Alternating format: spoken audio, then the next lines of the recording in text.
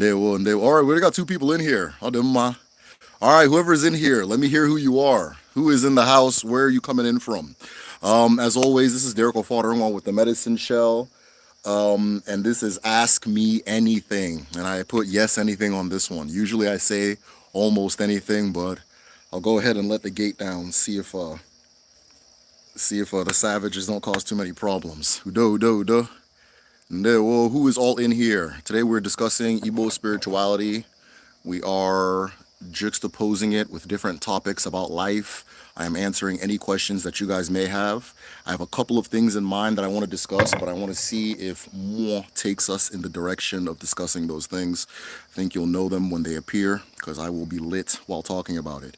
Ndewo, Rasan, Ndewo, all smiles be, Ndewo. Hey, guys, wow, 4 already. Oh, Rude Mechanicals, you were Tayari the whole time? You were Tayari the whole time? Tayari, is this the burner account or what? I don't There's a blackout in my area. Oh damn. Oh Odugo. Ndewo one. How have you been, Odugo? Ndewo. Tayari, we'll bring the light back. Don't worry. I got you. We'll bring the light back. Ndewo. Damn, 14 already. All right. Okay. I was gonna set the goal to 15, but you guys were ready. All right. So once we hit one more person, I'm gonna go ahead and begin. We're not gonna waste time. Aha. Is there an OG stick? Okay. No. All right. We've passed the line. He said, "Let us go ahead and begin." Damn, you guys came immediately. All right. Today I am breaking OG. I am presenting it here. Now, to give you guys a full backdrop of what this represents, right? It looks like a human heart, right? This is the Oji, this is the Kola. It resembles the human heart because it represents the human heart. The Igbo Oji, a complete Oji, has 4 lobes. Now, that doesn't mean that each lobe, what was I going to say? That doesn't mean that an Oji can have more than 4 or less than 4, right? They're all good. There's no problem with any of them. But the Oji has multiple lobes, but the one that's complete, the one that people tend to use more often is one with 4 lobes, which correlates with the 4 chambers of the heart, which correlates with the 4 elements of creation. Eke, Urie, Afo, Unkwo. Excuse me, guys. Which correlates with the 4. You can also tie the 4 elements to the 4 states of matter. You can also tie it to the 4 phases of life. The 4 divisions of direction, north, south, east, west, or well, in our order we go east, Eke Urie. We go east, west, Eke Urie, Afo, south, north. That's how we say it in Igbo. We don't say north, south, east, west. We say east, west, south, north, right? Eke Urie, Afo, Nkwo, and so forth. So that being said, I'm going to break the Oji. This tray is the UFO. Anything you use to present the Oji is the UFO, right? So this tray plays a big role in the ceremony. Now, traditionally, if we're a group right now, so the eldest man in the group would be the one who blesses and breaks the Oji for us. But I'm going to play that role. But what I will do, which is what's traditionally done, is I'm going to go ahead and assume that there's people that are more qualified based off of seniority. So what I do is I hold the Oji out, or the UFO out, and then the person touches it, which gives me the permission. So if you know you're older than me, go ahead and touch the UFO, which gives me the permission to do it. I can feel you doing it already, so I'm going to take over from there, right? There's a little bit more to the ceremony when you're doing it with guests, but that's the basics, right? That being said, let me go ahead and begin. Okay. Okikekeruwa. Alawala. Ala nne mmadụ na nne mmụọ. Ala na-enye ndụ, na-enye nke ọma dị n'ụwa. Ala anyị siri bịa, ala anyị si elo. Nne dị mma, nne mbụ na egede, nne nta n'imo, nne ọkpụ na ichie, nne dị ụtọ. Ụmụ gị abịala. Eji m ọjị n'aka na-ekele ụmụ ndị eke, ụmụ ndị orie, ụmụ ndị afọ na ụmụ ndị nkwọ. Eji m ọjị n'aka na-ekele ndị mbụ na ndị egede, ndị mmadụ na ndị mmụọ. Eji m ọjị n'aka na-ekele abịama kere ụwa nna anyị nke na-enye ndụ, nke anyị na-eso, nke anyị mana n'obi na uche na ahụ na ụkwụ, nke nyere anyị ije ụwa anyị na-aga. Abịama nna ọma, eji m obiọma na-ekele gị. Ọnwa gị na-ekwu ọkpara aja na umeokwe abụrụ ụfọdụ nwa a na-akpọ Derek Duru, ụfọdụ nwa ọmụ na-ekwu. Eji m obiọma na-ekele unu niile, ma mmụọ na-esoro anyị na mmụọ anyị ga-afụ ebe anyị na-aga, maka anyị na-aga ije Chineke kere ka aga n'ụwa. Anyị ji udo aga ya, anyị ji ike aga ya, anyị ji akọ aga ya, anyị ji uche aga ya. Nke ọbụla anyị tiri aka ọ ga-adị n'ụwa, ebe ọbụla anyị tiri ụkwụ anyị ga-eto n'ụwa. Ọ ga-adị otu a na Eke na Orie na Afọ na Nkwọ ise.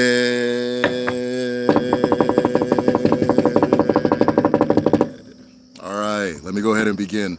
Damn, you guys are cooking. Yo, I don't know what's going on today. Hold on. I don't know what's going on today, but you guys are really cooking in the comments. Hold on. Let me go back. All right, so I'm answering any questions you guys have. Bring the questions. I will answer them. For those of you who want to know what I said when I was breaking the Oji, this is how we manifest, pray, greet our guests in Igbo culture, in Odinani, or Omenala, really, in Omenala. Let me say Omenala, right? Which is culture, right? If you understand what I am doing, you will understand the beginning and the end as far as Odinala and Igbo goes, as far as Omenala and Igbo goes, right? You will understand how our relationship with spirit, our relationship with earth, our relationship with creator, our relationship with our ancestors, our relationship with our forces, if you understand what I just did. So what do I mean by that, right? The first thing I did was I greeted the creator, right? I greeted the creator.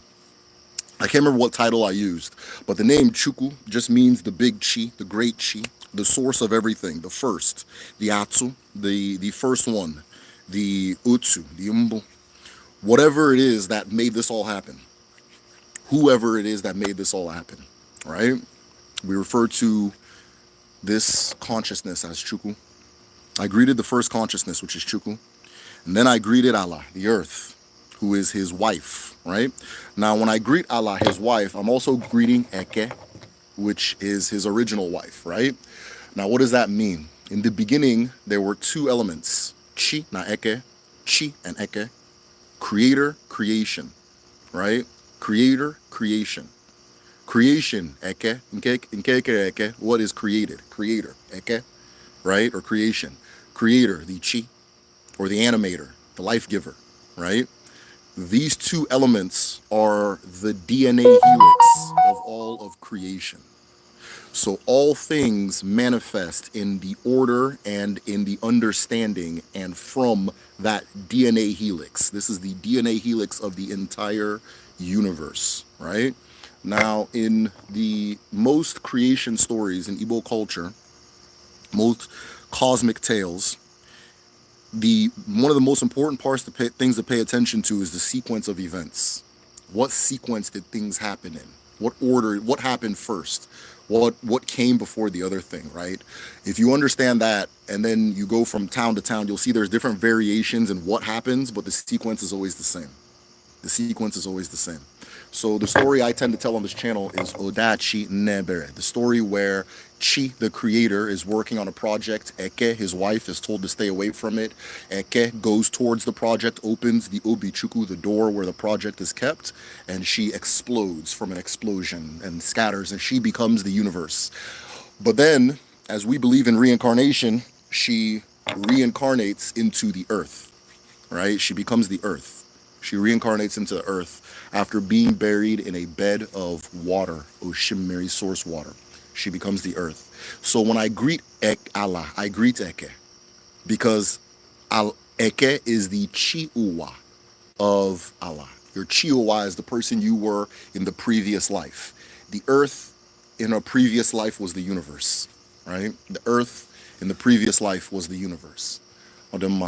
So I greeted her. I gave her all of her titles, all of her respects, all of her names. Now, one of the things One of the things in Igbo culture is that we have mastered the art of talking to women. We have mastered the art of speaking to women, right? And one of the things in Igbo spirituality is that we understand that when you speak to one of the female, one of the women, Abara, one of our mothers, one of the matrons, one of our great aunts, you give her all her titles, you give her her praises, you give her her respects, you let her know she's appreciated. So I took my time, I caked it on. I let her know she's the good mother, she's the mother from which we all come, the mother which we all go. I let her know that she's the mother that provides all. I know she's the mother who birthed all things. I know she's the mother who can take away all things too. You know, your mom always tells you that I gave you life, I can take it away, right? That thing is cosmological. It's not just a threat, it's cosmological. It goes back. Because one of Allah's incarnations is the woman, right? So I gave her all her love, I gave her all her respects and that kind of thing, and so forth. One of the things you'll notice with the Abara, the female ones, titles work a lot. They respond well to titles. They respond well to appreciation and love and honor and that kind of thing. The male ones don't need as much. They don't need as much, right? They don't need as much as what's typically said, right? An offering to Nemiri, the more elaborate, the better. Offering to Amadioha, it's usually pretty standard. You know, if you do extra, that's on you. It's not that big a deal, right? And then there's no offerings given to Chukwu. You don't give offerings to Chukwu, that kind of thing. Or your chi either, yeah. So, so that being said, going back to it, so I greeted the earth. I greeted the creator, I greeted the earth. I greeted the ancestors. I greeted the four elements by which all is created, the four rivers by which we all come, the four sources of all life. Eke, Urie, Afo, Nkwo, in their proper order, right? It is said that if you know Eke, Urie, Afo, Nkwo in its proper order, you know all things. You know all things. If you know Eke, Urie, Afo, Nkwo, you are all knowing. That's all it takes. You're all knowing. Now, if you figure out how to make that work, thank you so much. If you figure out how to make that work, and what that really means, that's on you, right? But just keep that in mind. If you take anything away from what I say, just know that if you know Eke, Urie, Afo, Nkwo, you have become all knowing, all understanding, okay? Now, after that, what else did I do? Okay, I also, I can't remember what I did in the middle, but then I then said that we are walking on the path our Creator created us to walk. We will walk with Ako, which is intellect. We will walk with Uche, which is wisdom, but it goes deeper than that. We will walk with all the good stuff, and then and so forth, and that we're in peace with the spirits that follow us as we walk, and the spirits that we'll meet in our destination, Ise. So that's everything I said. All right, let's go ahead and begin the questions. Now, if you understand that ceremony I just did, things will start clicking, right? So that's why, like, for example, now we have Kedu, our Igbo language class. One of the things we do at the level 2, Igbo 2, is we really focus on teaching how to break Oji. You spend a lot of time. In fact, you literally do it every day. Learn how to break Oji, because if you learn how to do this, you learn how to pray, you learn how to manifest, you learn, that's exactly what I just did, is how you communicate with your ancestors. What I just did is how you communicate with all of the elements of nature. If you have a river you go to give offerings, that's how we do our introductions and communication. If you have a connection to earth, if you have a connection to light, sun, sky, all of those different elements, that's how you do that. If you're addressing your creator directly, if you're speaking to your ancestors, it's all done this way. So like at Igbo, when we teach Igbo at level 2, we really focus on the Oji breaking. We do it towards the end of level 1, but we really focus on it. And one of the things about this is, what you're saying is good, but if when you infuse spirit into your words, when you feel what you're saying, when you're speaking beyond just lexicon and vocabulary and so forth, things start to happen. You start to see things. What I just did is an ancient, powerful technique and has guided me well throughout life. That's why I vouch for it, and I'm spending so much time talking about it. Hey, Nambi, how you doing? Yeah. Yeah, so that being said, I think I'm going to start answering questions until something else comes to mind. Oh yeah, by the way, yeah, that's another thing. If you're going to join us in learning how to speak Igbo this year, and I want people who are very serious, right? If you're joining us to learn to speak Igbo this year, we have 2 more weeks to sign up for Kedu. Asusun Igbo, the language class. If you're at the highest tier on Patreon, let me know you want to join the class. I'll put you in. There are 2 seats left. Let me do it this way. There are 2 seats left for learning Igbo this fall, the Asusun Igbo class. 2 seats left. Anybody who's been in a Kedu class, if you want to share your experience in the comments, whether it was good or bad, if it was bad, maybe somebody will see it and say, okay, let me save my last bit of money for, I don't know, whatever the hell you're going to use your money on, right? Or let me save my time to do X, Y, Z. If it was good, let them know. So, okay, because I've noticed that a lot of people, there's like a wall of, I don't want to call it fear. Let me say doubt, right? Okay, who am I to learn this language? Oh man, I can never imagine learning the ancestral language.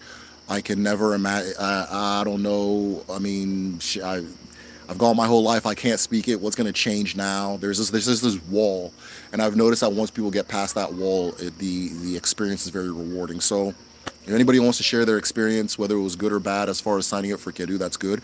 We got 2 weeks and 2 seats. 2 weeks, 2 seats, right? If you're at the higher levels, Igbo 2, Igbo 3, there's more seats available in those ones, right? Those of you who have done Igbo 2, I don't know why you're so scared, though, but just do your Igbo 3. Do your Igbo 3. We've had about 3 people finish Igbo 3, and one of them only posts in Igbo on Instagram right now. Only posts in Igbo on Instagram. And they're phenomenal. They're better than me. So, I'll do them. All right. Let's go back to the questions. 2 seats, so 2. Is there Oji stick and Amadio? Absolutely. Absolutely. Absolutely. So the person who holds the staff, that is who you're representing in the world. That is who you are walking as in the world, right? English, you can call it a thunder stick. You'll notice that when you strike it on the ground, there's a rattle and there's a sound it makes. Now, because Allah is the Di Allah, or I'm sorry, because Amadioha is the Di Allah, the husband of Allah, when you strike it in certain parts of the earth will say different things to you. And it is a means of communicating with earth. It is a means of communicating with sky. It is also a means of, as you hold it and walk, hearing your chi. By way of that tool, that instrument, which is the G stick, right? So that was a really good question, but yes, absolutely, there is a connection. Almost universally held by men, but I don't know. It's 22, I don't know. We're in a different era, but it's usually held by men because it's an Amadioha thing, titled men specifically. But it's not that deep. It's not like you hold it and go to Igbo hell if you're not like a titled man. Been a while back in Florida with my mom. He said learning Igbo and finishing uni. Oh, very good. Odugo, that's awesome. I'm super happy to hear that. I'm very, very happy to hear that. I would love if you can come learn with us, but if you found a way to learn on your own, that makes me just as happy. Odemma. You did really awesome in Igbo 1 too, so yeah. Hayas, totally thought this started later. Glad I caught it. Yeah, no, actually this one was late. I typically start 8:30, but Namdi, my son, learned how to ride his bike today. He said, my son learned how to ride his bike today, so I was out there struggling. We were out there struggling doing that. I was struggling because I had to like run behind him. So you notice I'm trying not to sweat right now. But he finally learned how to ride it. Now he stops the bike by crashing into things, but we'll work on that. He had a huge phobia of it in the middle of the summer because he fell and got a pretty his first big injury, right? But that's Ijuwa. That's the journey of life. So from that big injury, he's learned that it has made him better. That has made him more prepared. It's made him more aware. And then from there, he learned how to ride his bike. Igbo say that a child must see an abomination so that they know it exists, right? So he saw the abomination of injury, of failure, of pain, and he stuck through and he successfully rode his bike today. So I started at 9 because I had to go take a shower. I was like drenched. I look ridiculous, so I didn't mind. Okay, hold on, wait. If it ain't about the money, don't blow me up. Who the hell is...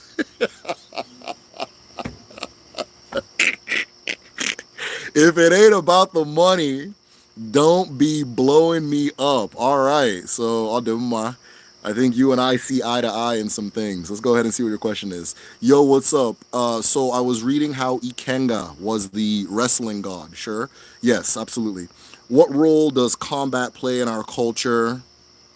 How do we worship Ikenga to activate ours? Okay, this is a really good question. So I'll start with Ikenga, right?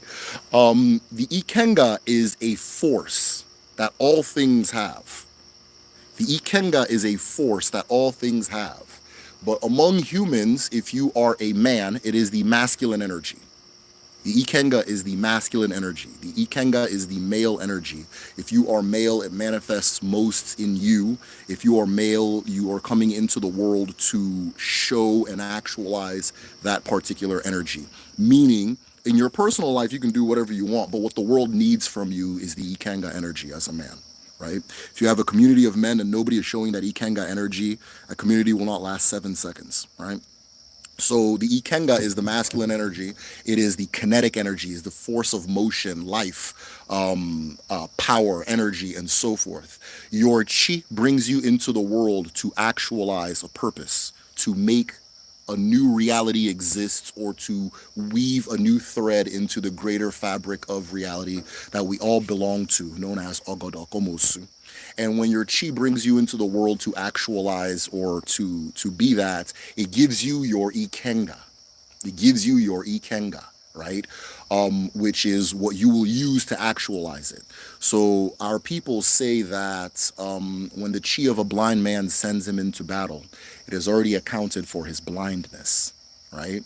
When the chi of a blind man sends him into battle, it has already accounted for his blindness. Meaning that if your chi sends you into battle and you were born blind, you were already given physically and spiritually what it takes to prevail, to triumph, to overcome whatever your chi sent you to do in that battle, right? If it is specifically your chi that sent you to fight 100 people, you're going to win that fight. And the thing that is going to enable you to win that fight is your Ikenga, right? So one of the reasons when we talk about our forces, I try to avoid using the term God. And the reason I avoid it is because just going to be blunt. Any concept a non-Caucasian comes up with gets called a god. And I almost feel like it's dismissive, right? So the Ikenga is not a god. It is a force like gravity, like spirit, right? What you can't say spirit is the European god of spirit. That doesn't make any sense. Spirit is a force. Gravity is a force. Fire is a force. Water is a force. And then from all these forces, Ikenga is also a force, right? In fact, Ikenga is force. Ikenga is force. Ikenga is power. Ikenga is strength. All of those things classify in the umbrella of Ikenga. A person's Ikenga might be divine patience, right? Maybe the person is unbelievably weak. They can't even lift a shoelace, but they have this patience in them that allows them to conquer all battles and all obstacles that come against them, right? So when they tap into that particular Ikenga, they're invincible. They are able to overcome all things. But a person's Ikenga could be that same patience, but they think it's physical strength. So they spend their whole life pursuing physical strength. And they may get strong, but it's not a divine strength. It's not that other level. It's not that next level. It's not your chi. Or I mean, it's not the one your chi gave you, right? So everybody's Ikenga is very specific to who they are as a person. This is why the central thing about Odinala is knowing yourself. Once you know yourself, you will know the superpower that you have. The superpower that you have to achieve the super mission, the super purpose, or the super actualization, which is you, right? And your Ikenga is that superpower, right? So wrestlers, the reason like an outside observer, and I don't want to say European because oftentimes it's just like college educated Igbo people, right? The reason an observer will say that the Ikenga is the wrestling god is because if I'm a wrestler, if we're both young men and we're about to go wrestle, I'm going to try to make sure my Ikenga is on 10. My opponent is going to try to make sure his Ikenga is on 10.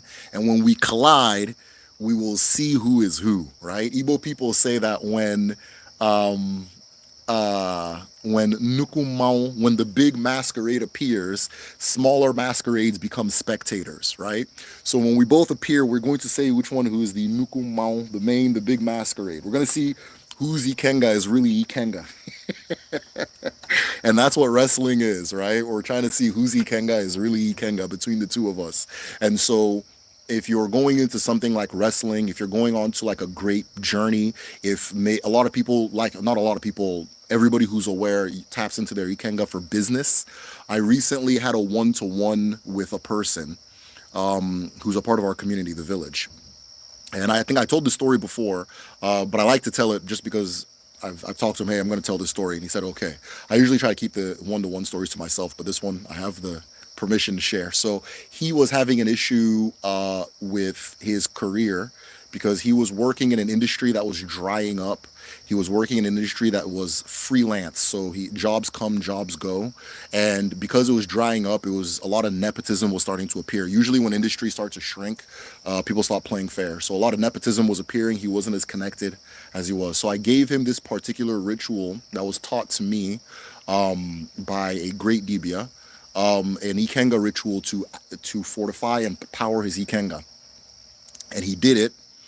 And it worked. It was successful. He was able to actually book a job where he was touring the country with a major rapper, with one of the major major rapper. Talk about just business. So like, okay, while you're there, don't just be a work with people, make sure you have a business that they can tap into rather than like this guy and that kind of thing, right? So you can use your Ikenga for many things. I use that to say that, like right now, my son Namdi, he just learned how to ride his bike. It was his Ikenga. He had to bring out his Ikenga to make sure he can ride that bike, right? The Ikenga is, okay, let's say this, right? These are the times you pull your Ikenga. If you need that extraordinary leap, so you encounter something in your life and you think to yourself, I can't do this, right? Or this is not realistic, or this is not possible, or there is a very high chance of failure in this thing, right? Oftentimes, you can go to your Ikenga whenever you want, but oftentimes when you see these situations, people appeal to their Ikenga, right? I'm not going to approach this with worldly strength. I'm going to approach this with my divine strength, my higher strength, my higher kinetic force. When they tap into that, they're able to do, hey, how you doing, Namdi? They're able to do the impossible. I was just telling people that you rode your bike today. So yeah, when you tap into that higher force, that's your Ikenga. So people do it when they're wrestling. People do it for business. People do it when they're going on journeys like sales. I disconnected and I came back, so I hope you guys can still hear me. The Ilu says that so long as my Ikenga is alive, so long as my Ikenga is awake, not alive. Here comes these damn sprinklers. All right, so long as my Ikenga is awake, I can wrestle in the world of spirits. Yes, Namdi. There's a sprinkler right there. Yeah, it doesn't reach me. It's the one behind. I'm actually thinking about putting like a blanket here to protect myself. Can you go get me a blanket? Oh, sure. Cool, thank you. Really soft one. Ask your mom. Machuzo. Yeah. So, yeah, that's Ikenga. I think I've been on Ikenga long enough. I hope that answered the question. All right. So the next part of that question was, what role does it play in our culture? Okay. So like I said, you can be whoever you want to be on an individual level, but if you're a man in our culture, our community needs you to be a man. Our community needs you. The people around you need you to be a man, right? I think that's one of the things that gets missed when we try to translate communal cultures and individualistic cultures, right? And it's like, oh, can you do this? Can you do that? Can you do this? Can you do that? It's your family. You can do whatever you want. It's your family. But the family needs you to do this. Your family needs you to be this person. Now you can, pull an American and go, oh, I don't want to do that. Like now, I'm a man, and on top of being a man, I'm here in America, which means I have way more opportunity than most of the people in my family. So anytime there's a major expense, everybody is going to reach out to me and say, or not just me specifically, oh, there's a big group of us, reach out to us and say, hey, we need everybody to contribute. Really, all the men. Hey, men, we need everybody to contribute towards doing this thing. The last one we did was we built our obi, which was like, okay, so we have this obi where we go and we venerate the ancestors and we communicate with our ancestors, and then we also have family meetings there. We also have our family meetings there, right? And so we went, we're a bigger family now, and ours was old and kind of rusty looking, so we needed a big, nice one. So we all contributed to what we can, right? So it was a race because we all understand that this is what our community needs from us as men. Everybody was competing to contribute more than the next person, right? Everybody was racing to contribute more than the next person. You understand? There's no, oh, why do I have to do it? Right? There's none of that, right? So everybody's competing to contribute more than the next person. Now, if somebody who wasn't a man wanted to contribute, that person gets clapped for, right? That person is congratulated. Like, let's say you're a woman now and those things come up and you're constantly contributing. Eventually somebody will give you a title that says this person's ikenga is strong or this person's ikenga is alive or something along those titles, right? That's that type of thing. So when I say these things, it's very hard to translate it from like a communal to an individualistic culture, but yeah. So the role it plays in the culture is that if you're a man and something needs to be done, there's no such a thing as I can't do it, we can't do it, oh no, who's gonna do it? All this, which is seeping into our culture. It's 100% seeping into our culture, right? It's seeping in. It's starting to, probably from church. It's coming in, right? But none of that shit didn't used to exist. It was, okay, this needs to be done. Go, go, go, go, go. And then it gets done, right? And as a man, you're not, culturally, as somebody who is the Ikenga spirit in your community, it's not your place to be talking about what you can't do, right? Because you know that you are tapped into something that is divine, that is doing itself, right? So that's kind of how that works. There's no such a thing as, oh, I don't, which I mean, sometimes it's a detriment too. I don't, sometimes it's a detriment too. Like in Nigeria, like when shit gets tough, everybody just kind of adjusts, Sometimes we need to be like, this is some bullshit. We need to stop, but we don't, that's not in us, It's not, everybody's just, okay, it's expensive now. Okay, let's make more money, right? That kind of thing. So that's the role it plays in the culture. That's what's driving chieftaincy titles and all these different things. That's all of that is Ikenga stuff. It's all Ikenga stuff. Wrestling, and so forth. When traditionally we have the age grade system, the Obo, which is like anybody that's born within the same range of time. I think usually 4 years, but they don't do it based on like, okay, it's been 4 years, it's just you kind of feel it. But let's call it, it usually falls out to 4 years. Just like now, I always say, I'm going to keep this live going until you guys run out of questions. And you guys always tend to run out of questions at 2 hours, 30 minutes. So it's like that. So every 4 years, but not really 4 years, an age grade, everybody born in that group is one age grade, and you guys kind of move through life together. And there's an age grade where as a young man, you receive your ikenga, right? And the first ikenga you receive, it just has a knife and a skull, right? Because you're now in the warrior class. You're a warrior. And if something pops off, you're the one who's going to go fight. We need you to go fight, right? That kind of thing. Heavy lifting needs to be done. You're the one that does the heavy lifting. If somebody needs a house, you're the labor, right? That kind of thing. So as you get older, the ikenga now becomes more individualized. So it goes from just the warrior sword thing. Sometimes you'll see one holding like an Aji staff. Siberia brought up the staff, right? Sometimes you'll see them holding that staff skull, right? And so forth. So it changes, and that represents not just are you the ikenga force, but you're now understanding your specific ikenga. Yes, I came into this world, I'm physically built to protect. I am physically built to do that on that level, right? I get that. That's what I have in common with my fellow man. But then as you get older, you start seeing that like on top of being this thing, I also have this particular inclination towards being good at this, or my chi has blessed me to be able to be good at this. And it becomes more, as you become older and wiser, you begin to learn the individual nuances that are your specific ikenga. So an old man's ikenga is usually very elaborate. It's maybe big old headpiece with a bunch of different animals on it and holding different things in a hand outside of just the sword. Sometimes it's still holding the sword. The sword's not a bad thing, right? Sometimes it's still holding the sword, and so forth. It just changes. So that is the Ikenga. And then what was it? How do we worship Ikenga to activate ours, right? Okay, so to activate your Ikenga, one, you can get an Ikenga made. I tell people, and the next video I'm putting out, I'm going to explain this concept. It's called Ritual Explain, and I explain this concept. The Ikenga has to feel like Ikenga. The Ikenga has to feel like Ikenga. So if you don't have the physical Ikenga, you have to have something that represents Ikenga to you. Maybe your grandfather won a purple heart in war, and you keep that at your altar to honor that particular thing, right? And it feels like Ikenga to you. Maybe your mother won the Olympics, right? Maybe your mother won the Olympics. I have two cousins in the Olympics right now. I have two cousins in the Olympics right now. And back in the village, back home, according to my mother, well, not according to my mother, just period, their mother won some type of like athletic competition for the town.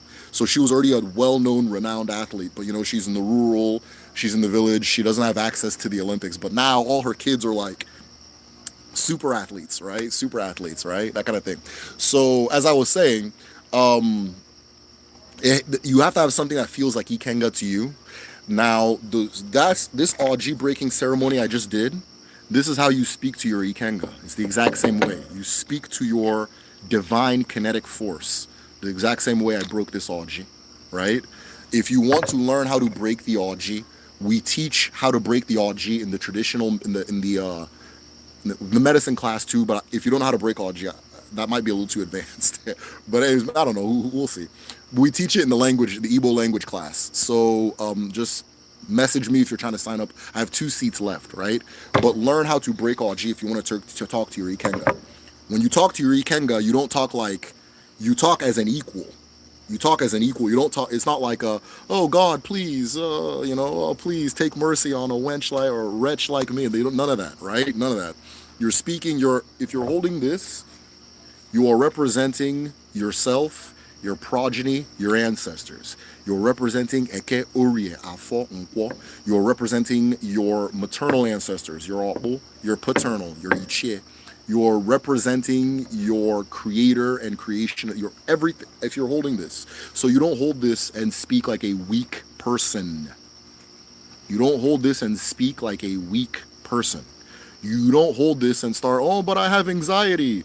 Oh, I have anxiety. I know everybody wants to have anxiety. You don't hold this and have adult anxiety, right? You don't hold this like, but I can't speak Igbo. You speak firm to your Ikenga. Ikengam.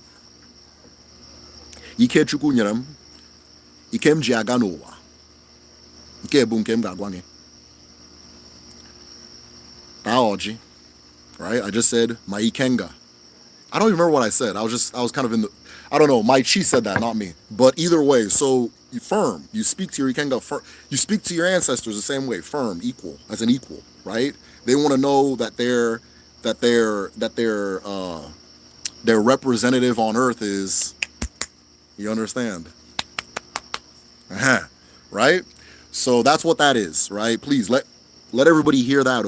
All this, I've been talking to you guys for 4 years, right? My patience for adult anxiety is running the fuck out, right? We don't do that in this culture. There's no, I don't like, there's no, let me not spiral out of control. I'll see it. You talk firm to your ancestor like an equal, but like an equal that they can respect. Oh yeah, this is who I am, so on and so on and so forth, right? One of the things you tend to do with your Ikenga is you say, this is what I'm going to do. This is where we're going to go. I need you to follow me as I do it. Follow me as I do it.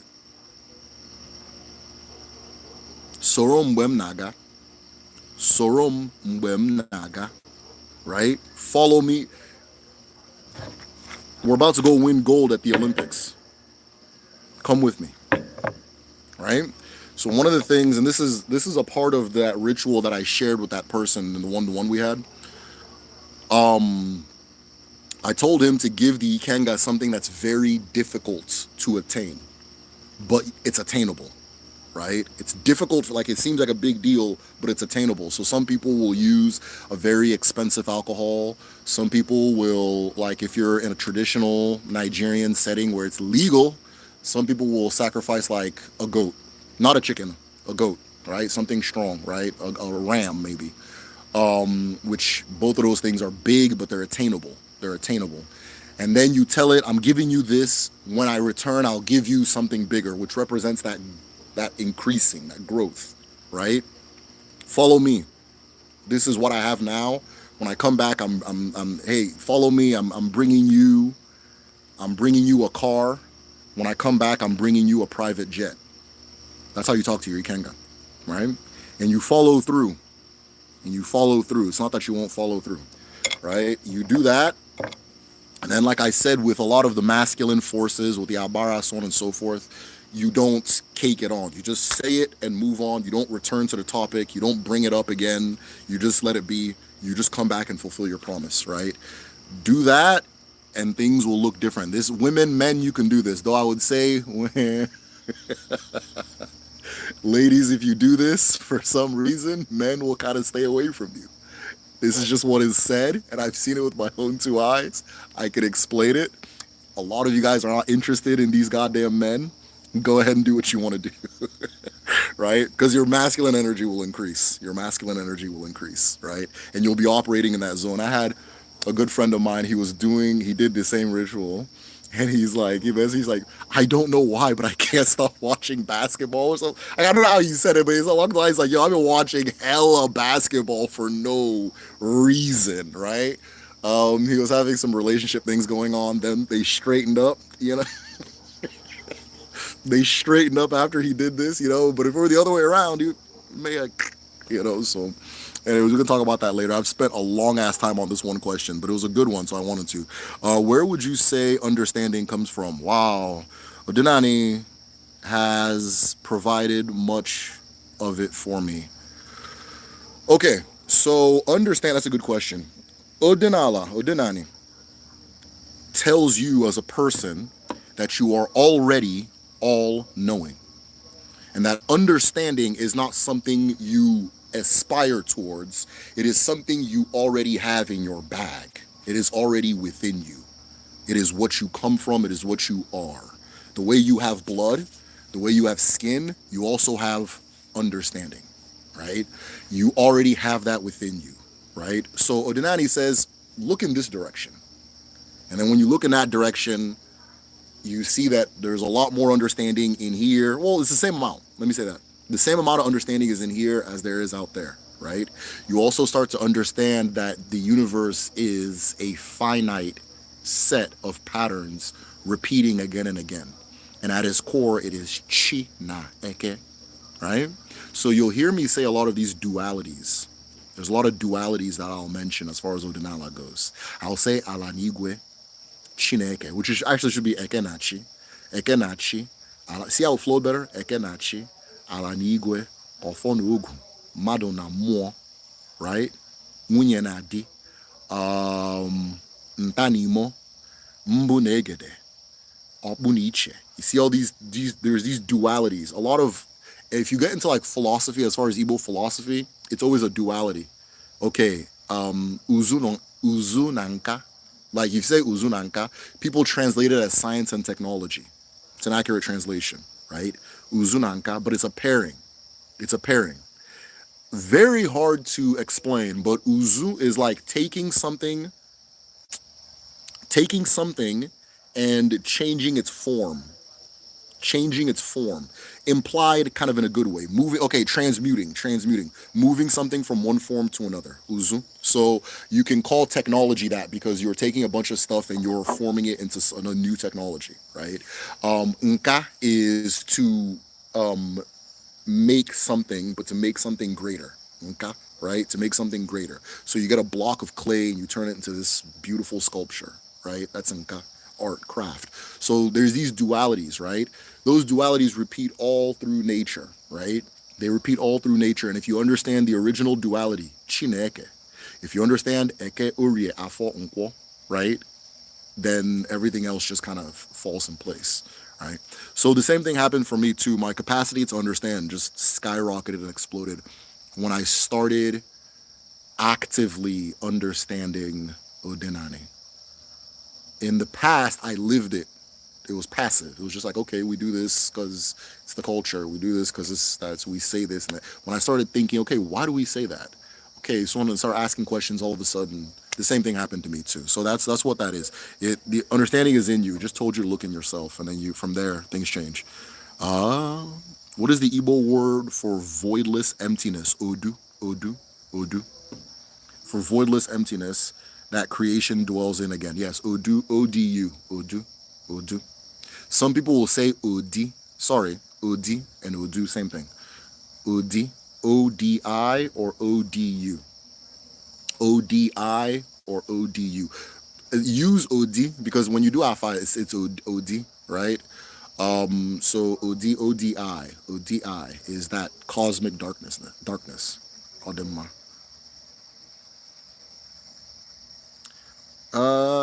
I'm asking because I'm making incantations for myself. Odemma. It's OD or Odu. Thank you for that question, Tari. I didn't know that was Tyree the whole time. That's hilarious. Greetings. I have liked the live. I encourage everyone to hit the like button. Hit that like button. Hit that like button. Hit that like button. Yes.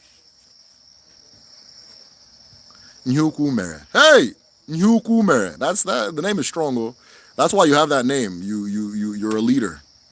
For those who don't know, that means a great thing has happened.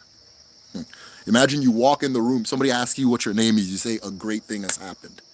That's my man's name. Hey, who are you with? I'm with a great thing that's happened. You know, our people believe, or not even believe, our people understand that your name, that a parent, a parent can raise the body by nurturing and so forth, but you raise the spirit by naming, right? So if somebody calls you Nyukume, okay, we're on a different time. We're going to operate different in this life. I don't even need to tell you that you need to speak firm to your Ikenga. Natural, I already know that, you know, when you talk, there's thunder, you know. The power came back. He said, Tyra, I told you we'll bring it back, man. I told you. My mom heard that these protests that spurred talks of Biafra separation becoming a possibility again. Have you heard? The protests don't have anything to do with Biafra. Igbo people have abstained from getting involved in the protests, but they're not related to Biafra. Now, are you talking about like the sit at home? The protests going on and the sit at home are two different things. They're different. So what's going on right now in the East is that every Monday, everybody stays indoors in protest, right? It's a whole new style of protest. One day, one of our Caucasian brethren will think of the idea and say he invented it, but let me just let you guys know it already exists. So we've come up with an entirely new form of protesting called sit at home, where on Monday, absolutely everybody stays indoors or stays not indoors, stays in their compound, which usually just within family. Businesses, everything is closed, nothing's going to happen, right? It's a form of protest. They've been doing that for almost 2 years now because the leader of the Biafra movement, Mazi Nnamdi Kanu, was arrested and kidnapped, really. And yeah, so we're doing that until they release him. They've started negotiations for getting him released. So it's working. It's working well. So yeah, sit at home protest. That's what's happening in the Igbo. The rest, those other protests are like Hausa and Yoruba people. And they're just like going outside and your standard protests, just kind of walking outside and doing that whole thing. But Igbo people are abstaining from that particular protest. Because what tends to happen in Nigeria is that because of tribalism, people will vote a particular way to make sure Igbo people don't get something, and then that thing starts destroying and hurting them, and then they start protesting and telling Igbo people to come protest with them. So this time Igbo people say, "No, you're good. You brought a guy that's wanted for selling heroin to be the president, and now you're protesting, and you want me to come out and protest with you. Okay, you enjoy the heroin. In 4 years, we'll try this again, right?" So that's really what's going on. We're not really involved in this particular protest. Odinma.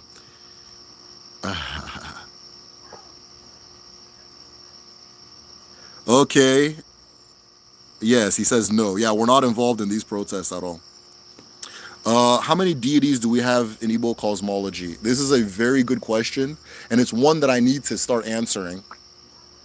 But one, I don't know, right? And the reason I'm going to say I don't know is one, I sincerely don't know. So somebody might have a better answer than me, but I want their answer to incorporate this fact, right? When we use the term deities, it kind of shapes what we're trying to understand, right? But for example, now, we can call Agun one of the deities. Agun is an Abara. Abara means power, right? One of the powers, right? But we can say deities, that's fine. Agun is a deity, right? Let's call Agun a deity. Agun is the part of you that is connected to the mind of the creator. It is the part of you that knows your purpose, that actualizes your purpose, and is the part of you that is undying, right? That is undying. I've heard it translated as the soul. I try not to do those translations, but if that helps anybody, then cool. So when you pass away, it goes somewhere else and then it comes back into the world, right? Now, we can say Agun is one of the deities, but now watch this. Every single thing in creation has Agun, right? So there's Agun Miri, there's the water Agun, and it has an entirely different nature from Agunala, the Agun of land, of earth, which is Arobinago, right? So we can say, okay, if I say Agun or Agunala, I'm saying Arobinago. So we can say that's one Abara. And then we can say Agun Miri is another Abara. And then we can say Agun Igwe, which some would say is Amadioha, is another Abara. But then wait, do we separate that from Amadioha? Right? Do we separate, you know what I mean? So if every single thing has Agun, then there's an infinite amount of Aguns. Agun's like a species. It's an infinite amount of Agun if the universe is infinite, right? This brush has Agun, right? It has its Agun. You understand, right? If you understand Plato's concept of forms, I think it's like forms and ideals or something like that, you'll kind of understand a little bit better, right? There is something that understands the form and is moving towards it, right? Or the ideal and is moving towards it. So there's an infinite amount of Aguns, you understand. If we want to say, okay, there's Amadioha, there's Ekwensu, well, they're interchangeable. The two, Ekwensu and Amadioha, are interchangeable. You understand? Amadioha, Ekwensu, and Chukwu are also interchangeable. Amadioha, Anyanwu, Ekwensu, Chukwu are also interchangeable. And then different communities call them, well, there's places in Enugu where they don't say Chukwu, they say Ekwensu, right? There's places where they don't say Ekwensu, they say Udo, for the same concept, right? So not only does everything has its own Abara, its own Agun, right? Everything also has its pair, right? Also has its pair. So when you see Miri, Miri has a husband, right? Who is Udo? Udo is also interchangeable with any of the male Abara, right? So it is very difficult to say how many are there. It's like saying how many carbons are there in the universe, how many, so forth. Now, if somebody wants to make a periodic table of Abara, that would be cool, right? And then at that point, I can then learn, okay, there's this many. You understand? Because I've never sat down and counted. I have a general idea of the composites and things like that, like, okay, everything has this, everything has that, everything has this.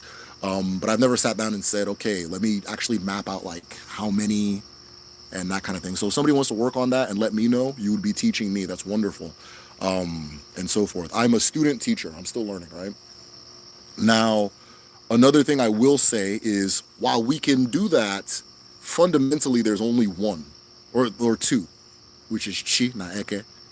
And it's just Chineke repeating itself again and again and again and again and again. So Chineke in me as a person, right? In me, it can manifest as madu and mo, where, I'm sorry, I'm saying Chineke, but I should be saying Ekenachi. I don't know why, but the order got flipped. So in all those duality, it goes female, male, female, male, female, male, female, male. But then in Chineke, it goes male, female. I don't know why. So I don't know why. I have been, like my good friend Ugo Sirius says that it was inversed on purpose, that somebody did that on purpose to confuse people, right? It was inversed on purpose, right? And so forth, like in the recent past, like 1800s, 1700s, right? And so forth, like probably a little bit before colonialism.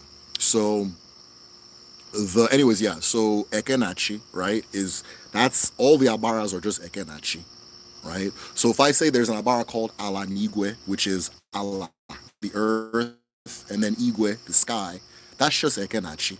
Allah is Eke. Remember the reincarnation I said? That universe, Eke, blows up, turns into universe reincarnates as the earth. That's all one person. That's all one thing, right?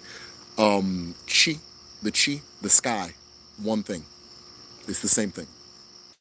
Chuku, chi, sky, same thing. In a person, madu, right? That's Eke. Madu is Eke. Mo is chi, or chi adjacent. Let me say that, right? You'll go to some communities where they don't say chi, they say mo. You go to some communities that don't say mo, they say chi, right? But then, like, if you squint, you do need to differentiate them because they have different functions and so forth. But they're also interchangeable when you really understand what I'm saying, right? So really, there's like two. It's two repeating themselves again and again and again and again and again, right? It's two Abara repeating themselves, two forces, Ekenachi, repeating themselves again and again and again. So if somebody says there's two, they'd be correct. Now, our people understand that we are in Uwa Bo, the world of twos. So if I say that there's two elements that are creating everything, there's really four, because those two will have the two that stand next to it, right? There's an ilu that says Ebe nye kwadoro.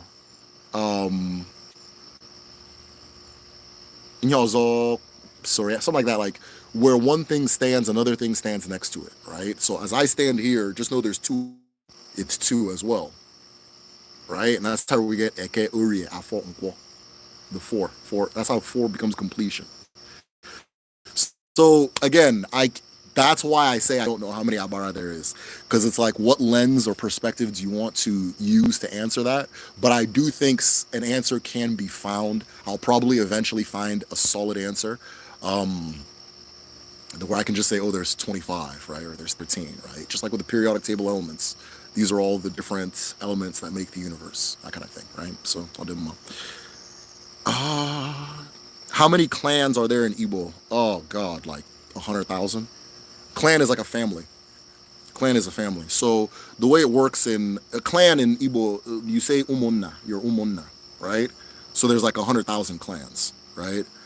There's like 40 million, 45 million, maybe 50 million Igbo people in the world, right? So 100,000 clans, easily. 200,000, easily, right? Just take that number and divide it by, like, the average umunna is usually like 500 people, 500 to 200 people. So just divide that, maybe you'll get an answer there. But the umunna, okay, so the way it works is everybody has their umunna, which is we all descend from a common ancestor, right, on the father's side. We all descend from a common paternal ancestor, right? That's your umunna. Oh, no, I'm sorry. Before umunna, there's umunne. We all come from the same mother. We all come from the same mother. In English, we translate that as your family or your siblings, right? Your siblings. We all come from the same mother. Umunne. And then there's your umunna. We all have a single paternal ancestor, right? Your umunna. Now, when I was talking earlier, I said that my umunna, we just recently, all the men got together and we raised money to build like a very nice looking ubi, where we're gonna have our ancestor stuff there, and then we also have our like family government, right? Our family meetings, right? And so that is the umunna, our umunna. My umunna is ukwebu. It's not even a father-in-law, right? Though we can have a father-in-law meeting, but for the sake of unity, we use ukwebu. A father-in-law is my ancestor, like my grandfather's father, And then his father is Ukwebu. So Ukwebu is my umonna, and all of the Ukwebu descendants, we all get together and we have our family meeting. So that's my clan.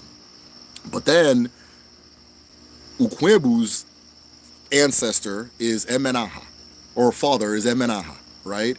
And Emenaha now has a bigger meeting, right? There's an even bigger meeting I go to. Oh, I've never been to one because I live here, but there's a bigger Emenaha meeting, right? So my cousins, I said that were at the Olympics. I got two of them right now at the Olympics. They're from Emenaha.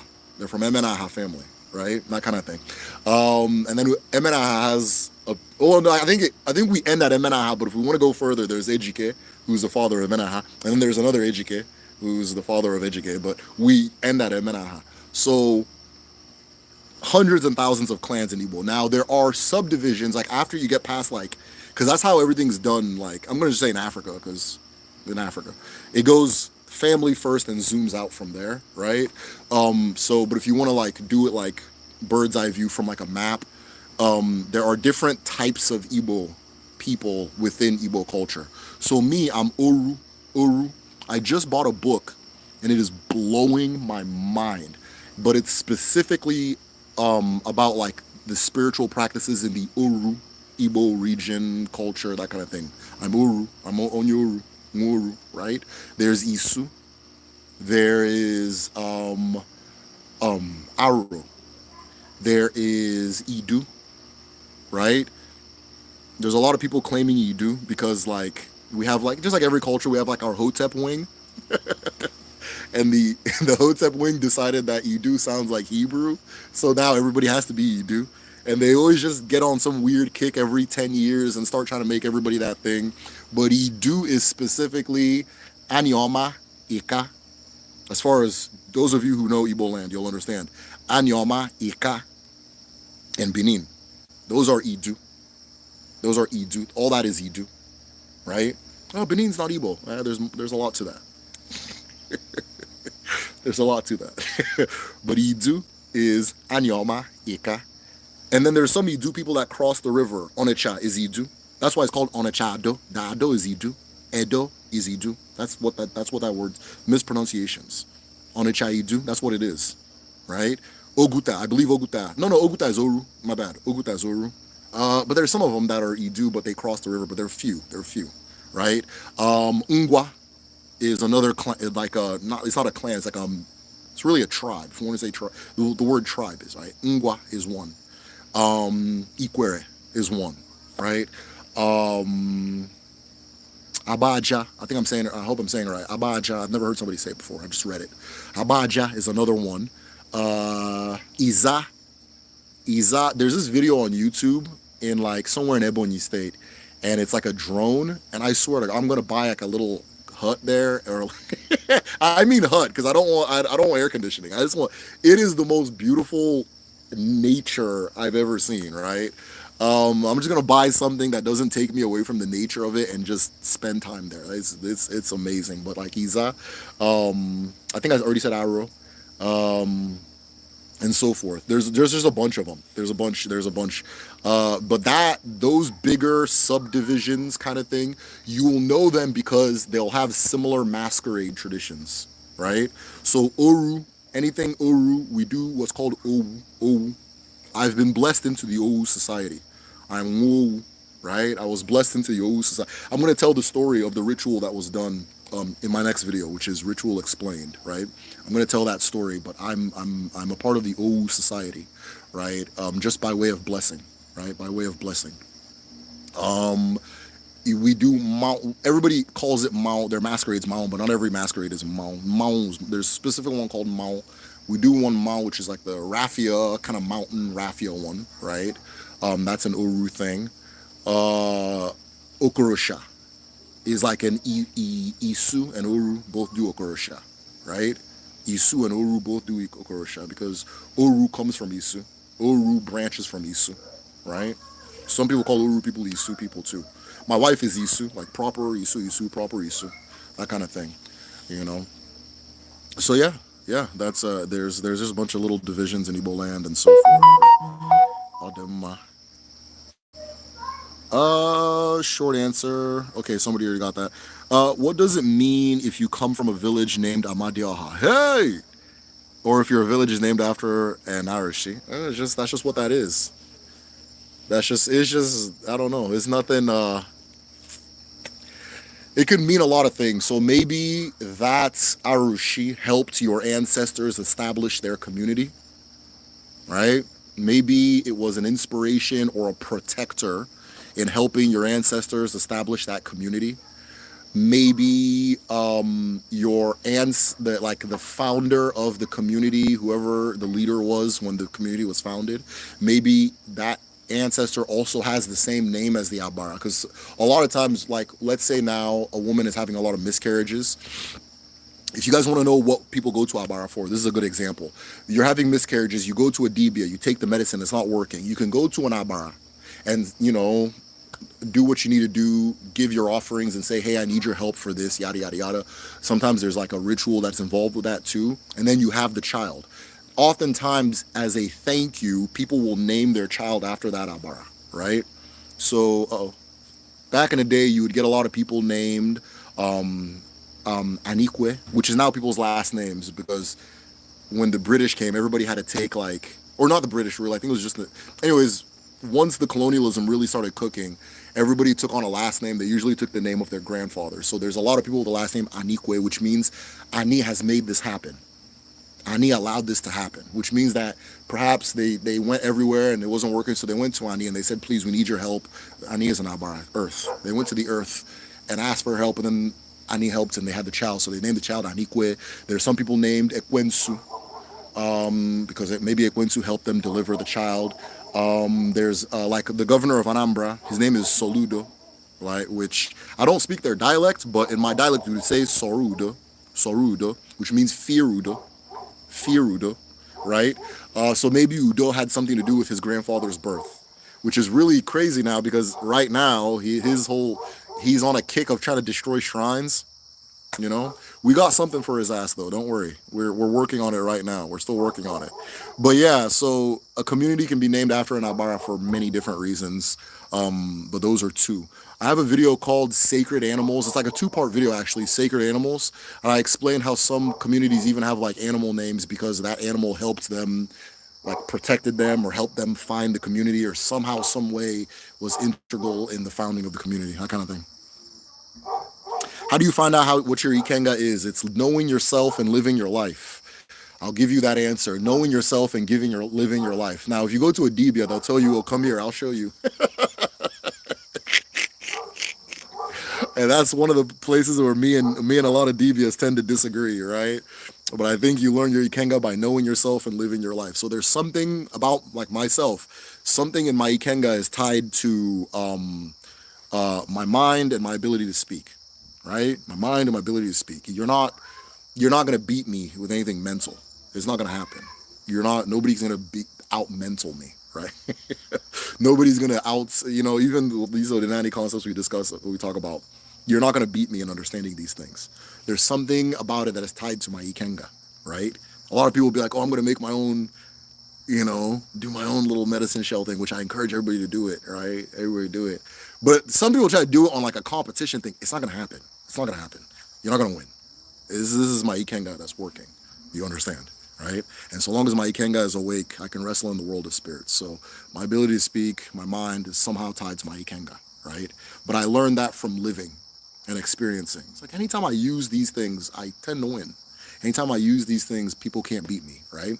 You have something like that too. Every single person has something, a composite of things, a combination of things. Some of you, I know somebody who can see the lights around people, right? Something I can never imagine doing. I know somebody who is clairvoyant. I know quite a few people in the village, our community on Patreon, our community in general, really, but our community on Patreon, the village. I know a couple of clairvoyant people in our community, right? A couple. I know a couple of people. Some of them are here. Some of them are here, right? Within the village, we got people. There's somebody in the village who joined Kedu. He's never spoke a word of Igbo in his life. He joined Kedu and he was like deciphering things in the language that nobody could ever do. Nobody, or not necessarily ever do, nobody has done that I've witnessed, right? So there's something about his Ikenga and understanding that's there. We have another person in Kedu. He's on his fifth language now. He's probably, or I'm sorry, they're on their like fifth language now, right? And picking up language is nothing for this person. Picking up language is nothing for this person. That's tied to their Ikenga somehow, right? You saw, I don't know if you guys watch the Olympics, but Steph Curry, something about shooting that ball is tied to his Ikenga, right? But you learn that through living. Right? Now, there's, the reason I say this is because there's a lot of like DBS will be like, oh, come here, I'll do this thing and you'll know your Ikenga, or I'll tell you what your Ikenga is. Okay, sure. But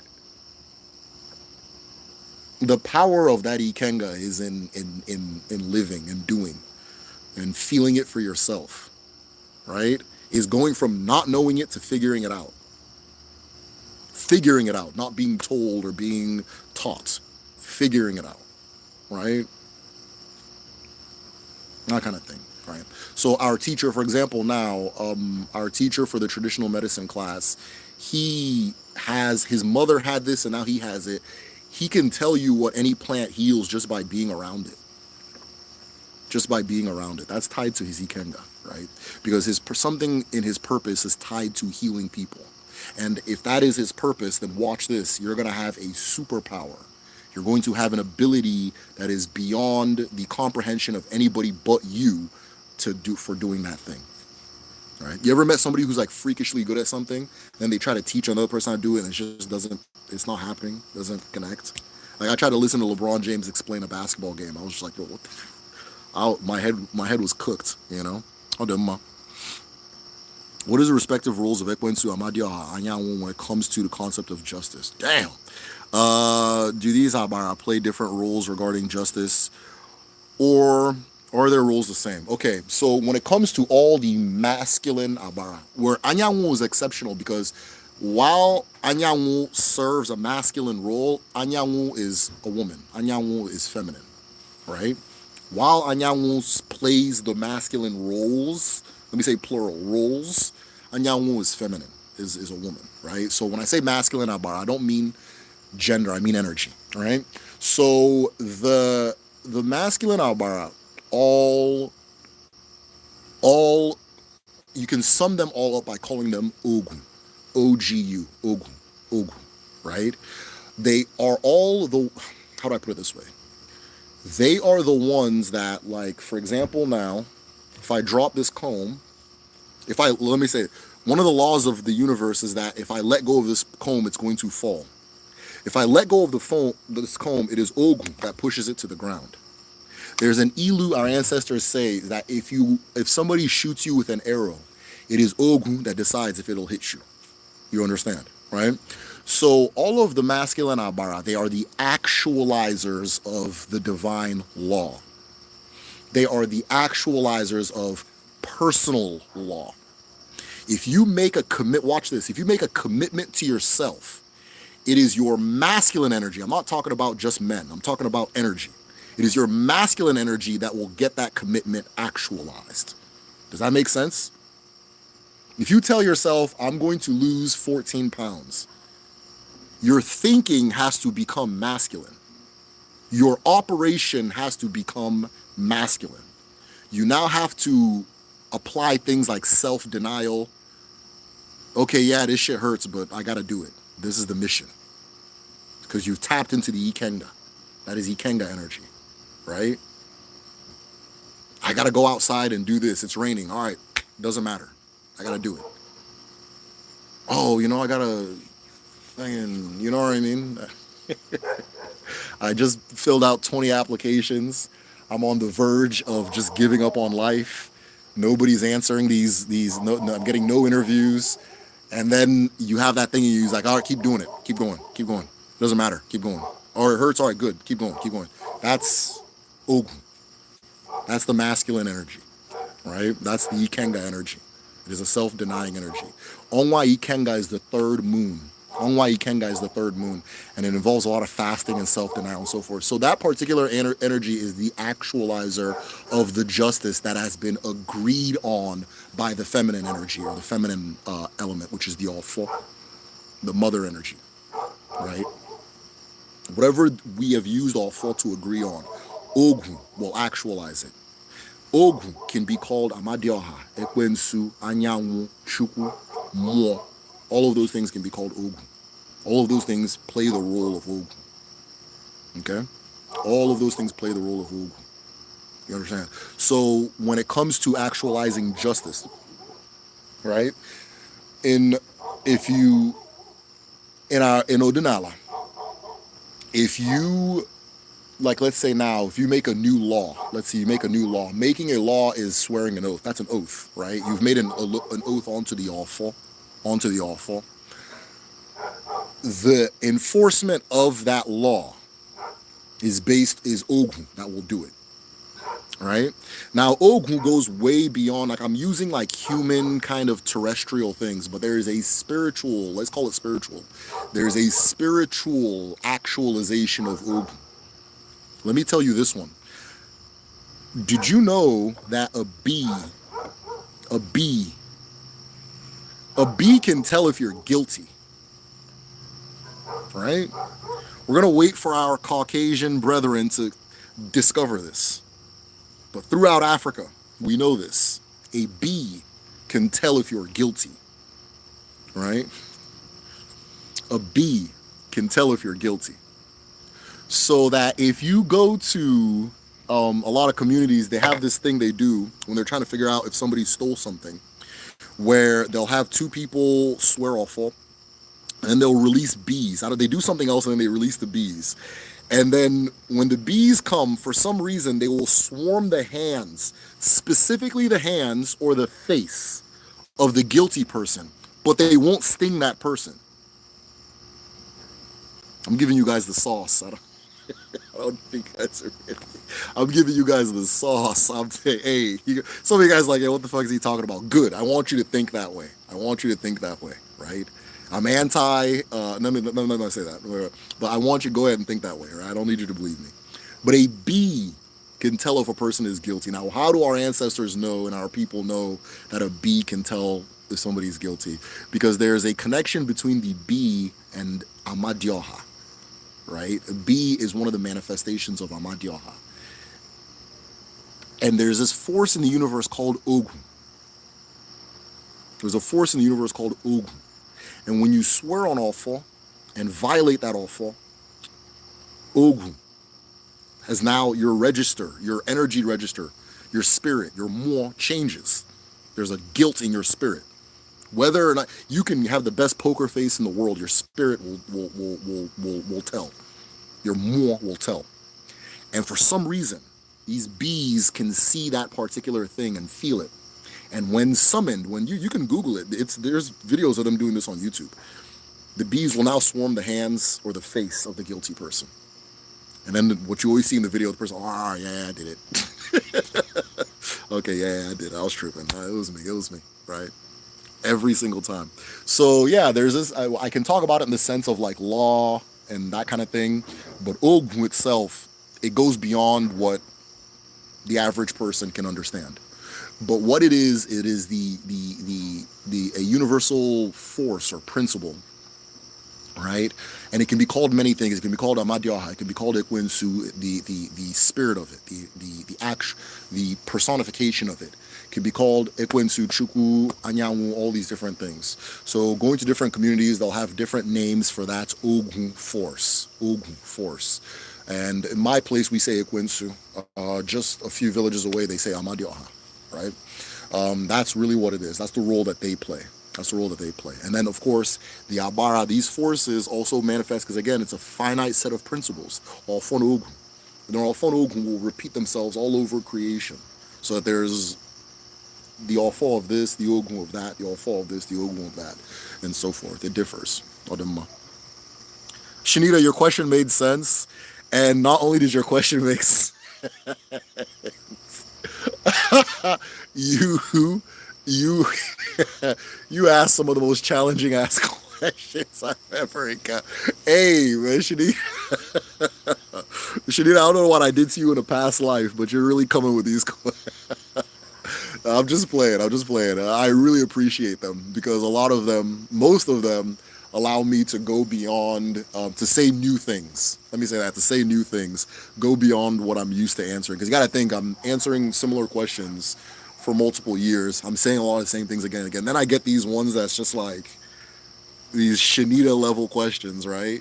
You and Emmy, I'm saying names today. You and Emmy always come with some hard ass questions, and Uchechi too. There's a bunch of y'all. There's a bunch of y'all. You know, there's a bunch of y'all that come with these questions. Siberia, thank you for the donation. He said, "Hey guys, if you guys can send me a link to like a soundboard." I want to buy like a little soundboard where I can just push the button and it makes like a sound, right? So that when people donate, I can push a button and it makes a sound and that kind of thing. If you guys got some you recommend, one of the things, I have this like genetic, in Nigeria we call them brain, where I don't like buying new things. Like I derive no joy from buying things. And so if I do buy like something new and it doesn't work or it sucks, I get really upset. So if you guys know a soundboard that works, send me a recommendation, preferably something affordable because yeah. What makes Siberia, thank you so much. Let me read. Okay, wait. There was one question before Siberia, then I'll go to Siberia. Thank you so much, Siberia. What makes an Agun act inappropriate after incarnation? What does it have to do with the previous incarnation? This is such a good question. There's several reasons why an Agun can misbehave, and they do often. Agun is a very chaotic energy. Agun is a very chaotic energy, right? Agun is a very difficult energy to deal with. Agun works with a rough hand. So oftentimes it's not like a lot of DBOs will tell you have an issue with your Agun.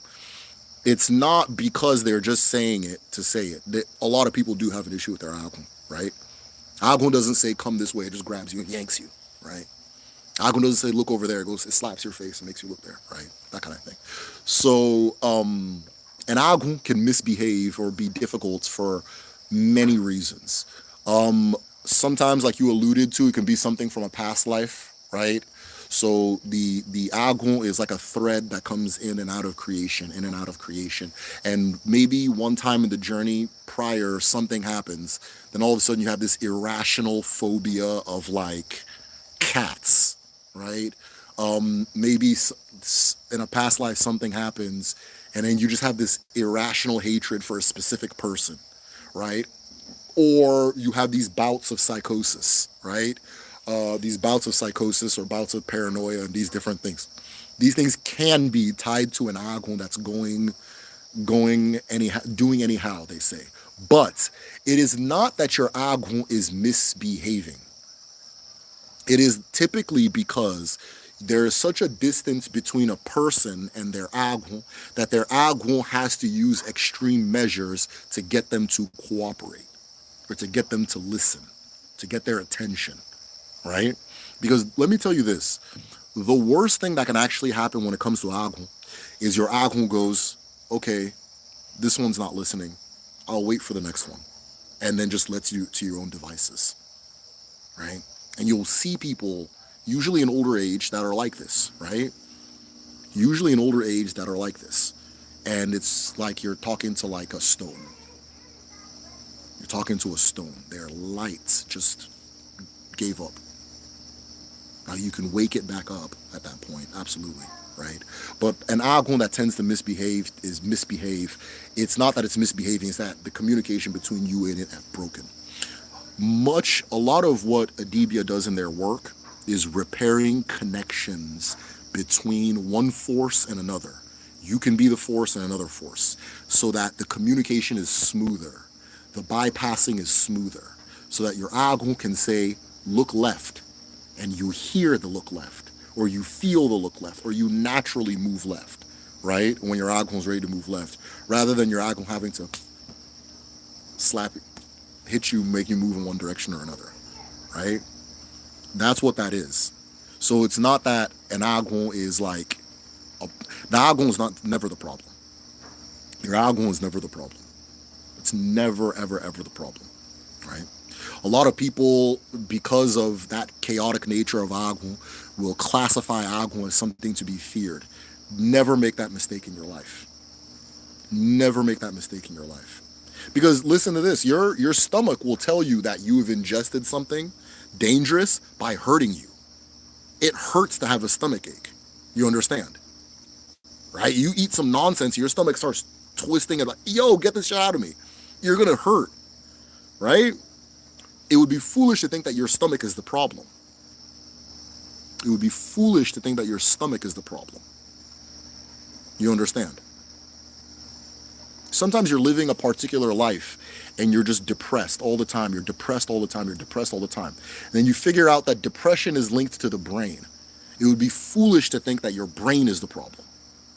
Oh, if I just remove my brain now. It's not your brain that's the problem. Every single part of you uses pain, contradiction, affliction to get your attention, to redirect you. Right? When you touch fire, that pain, it's really not the fire that's causing that pain. It's your nerves. Your nerves are causing that pain, not the fire. Your nerves are saying, get your hand out of the fuck you doing, right? But if you now decide, oh, my nerves are the problem. We do that here in America. We do that here in America. I studied psychology in my college stint. And honestly, I mean, it's probably gotten better since, what was it, 2008. It's probably gotten better and more advanced since 2008. But everything was, is this person being annoying or is this person being lame? Okay, is this person being lame? Give him an upper.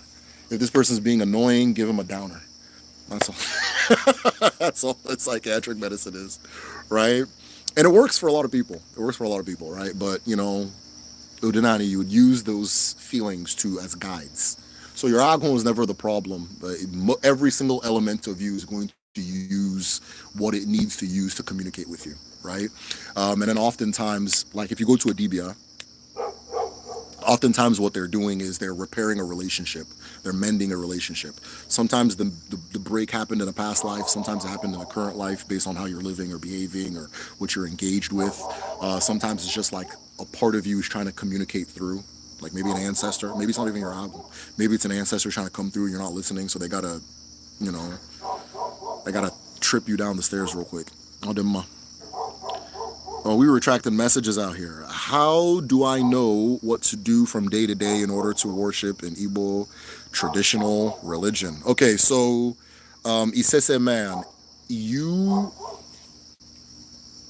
I or somebody who has practiced longer can give you a guide, but ultimately what your guide is like training wheels, right? That guide is like training wheels. Ultimately, you're going to take the training wheels off and you're going to learn how to ride the bike in the way you want to ride it. You are ultimately, in the end, as you advance, going to have a spiritual practice that is radically different. All right, I'm ready for these hoses. Let's go. Hold on, guys.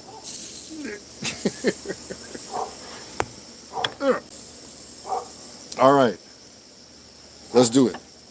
Okay. This looks kind of scenic. I don't like it though, but it looks scenic-ish. It looks interesting. Let me say that. All right. So you are ultimately going to have a spiritual practice, whatever you want to call it, a spiritual practice that is different from what I do. When you go to your altar, you're going to call a different set of names than me. You might take time to appreciate an abara that I don't. Because ultimately what you're doing in Odinani, right, is you're learning about yourself. You are learning about yourself. You are learning to actualize and be in touch with yourself. Not, whoa. Okay, hold on.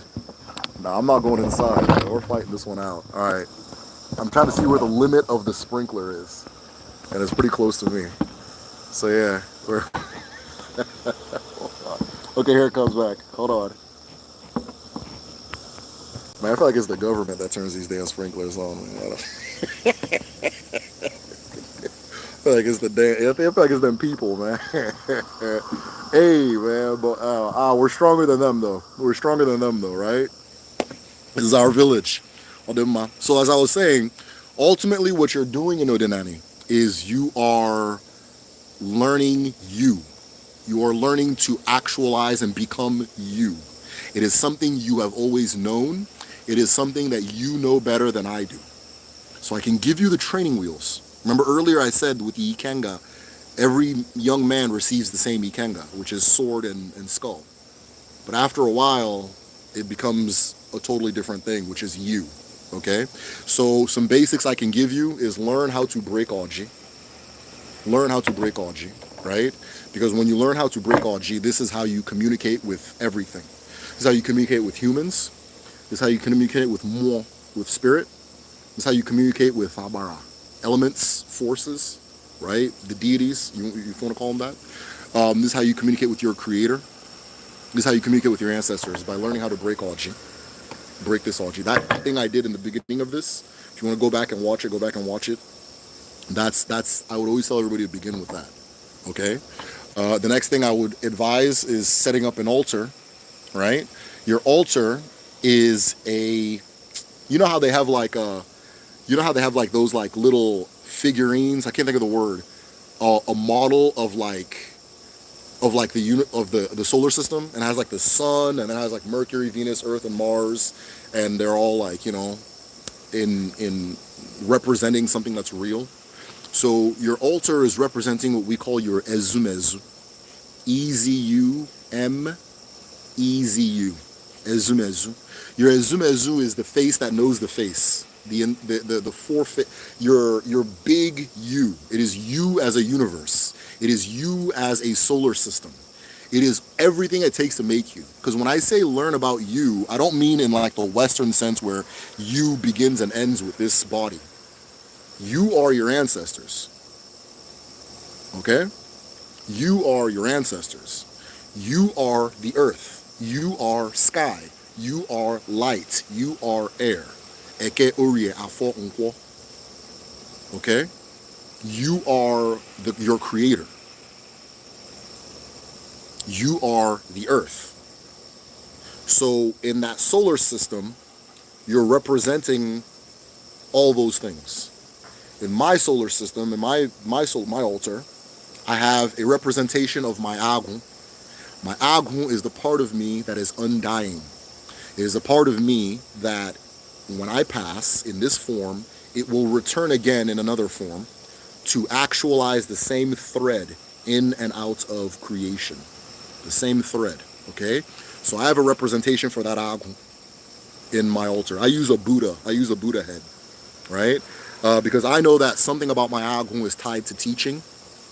There's something about my Agun tied to teaching. I used to get, my grades used to be tragic when I was in school, but I would always make sure like my siblings' grades were good. Like I'd always want to, like, whatever I'd learn in school, I'd always want to go teach my younger brothers. You understand? Just habitually. You know, they can't stand it. They'll tell you, you know what I mean? But they'll tell you, you know, habitually. I wasn't consciously saying, oh, my Agun told me to do this. It's just that's the shit I wanted to do, right?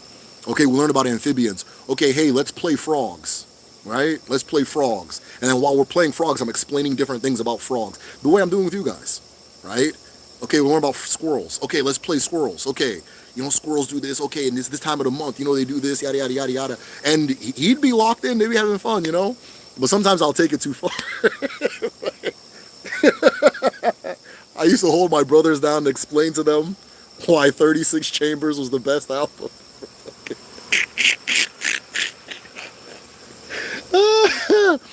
Yeah. So there's something in my Agun that's tied to teaching. That's why I can do this.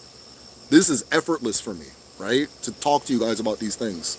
It's effortless and it gives me life. If I step away from this, I'm lit, I'm awake, I'm here, right? I eventually crash, but it's all good, you know, that kind of thing. It gives me life. As I do it, I get more life. So I have representation, my solar system for myself, my Agun, and then each of the ancestors whose names I know. Now, I'm the first son of my family, so I focus on my paternal line, my paternal ancestors,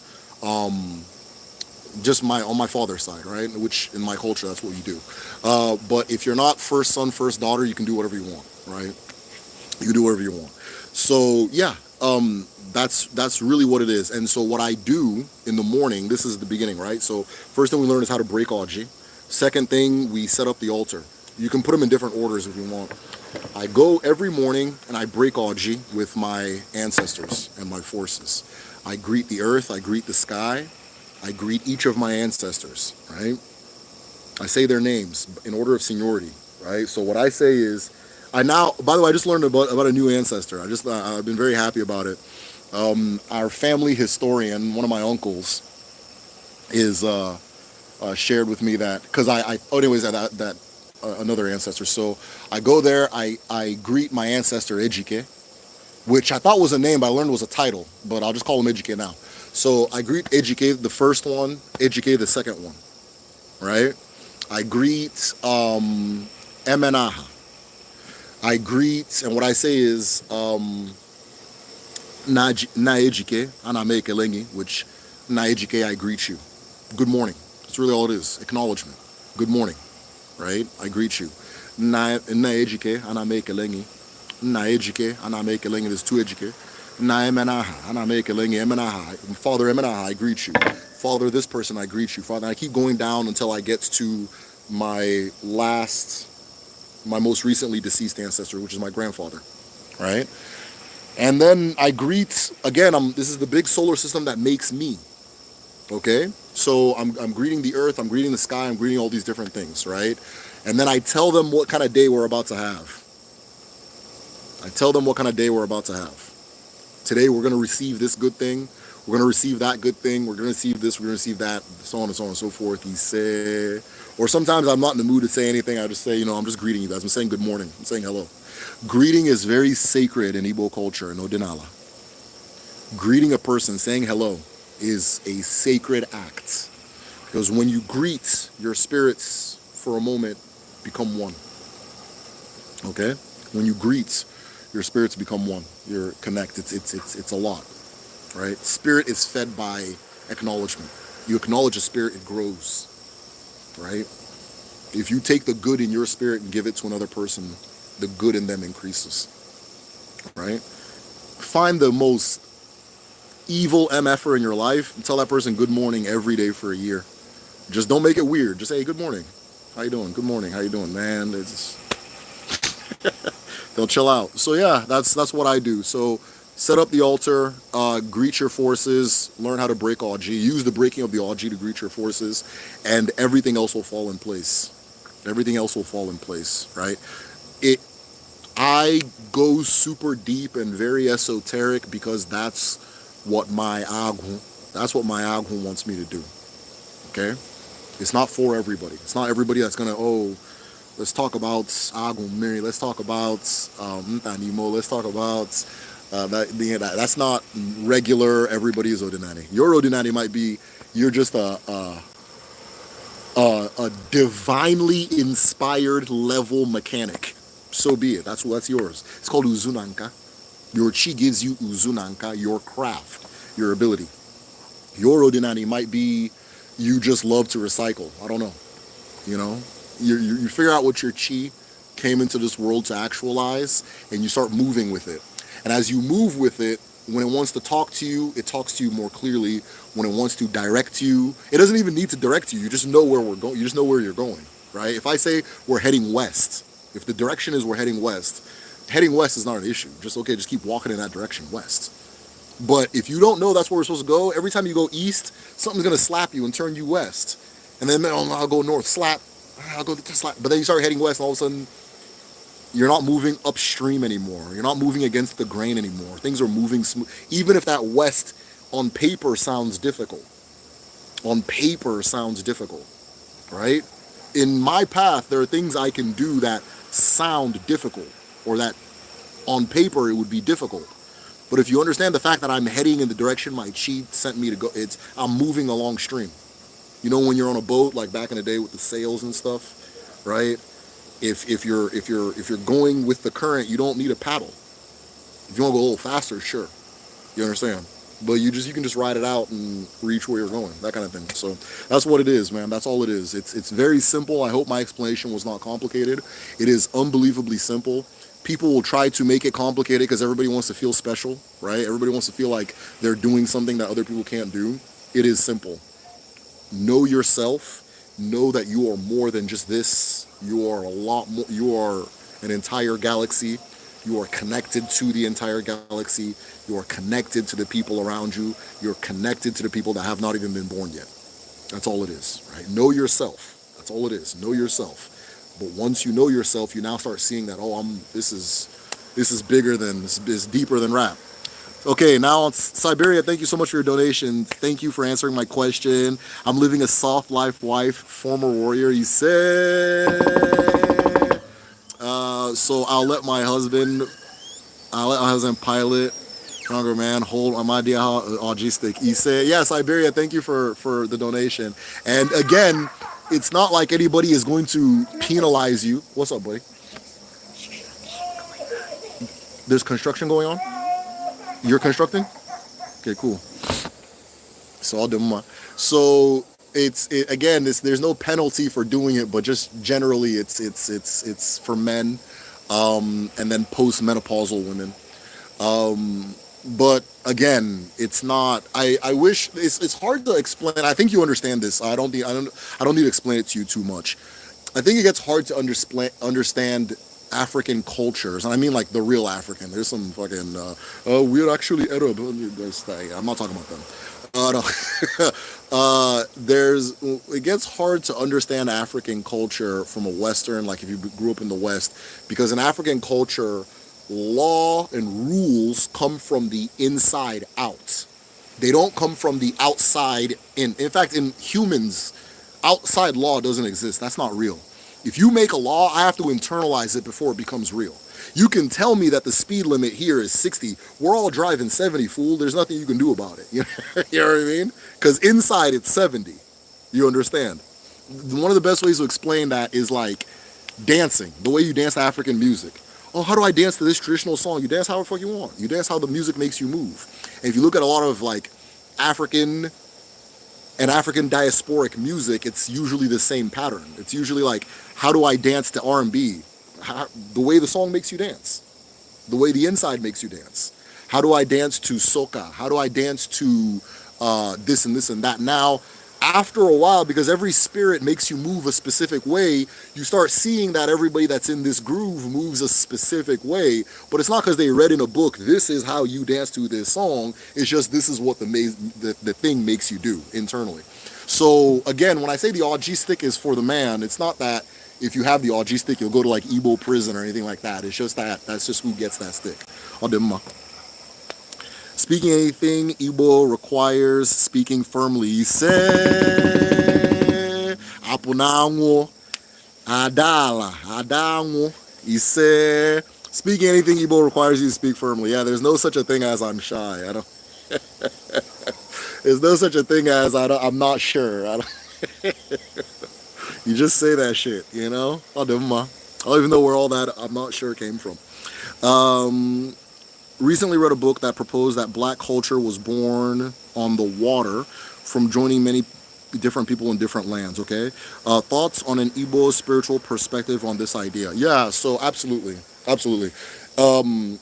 We understand, I think that our understanding of culture is different from like what we would do in the West, right? Because we also know that a group of people create a culture, but the environment is also sending the spirits that live on it. They're also contributing to what this culture will be, right?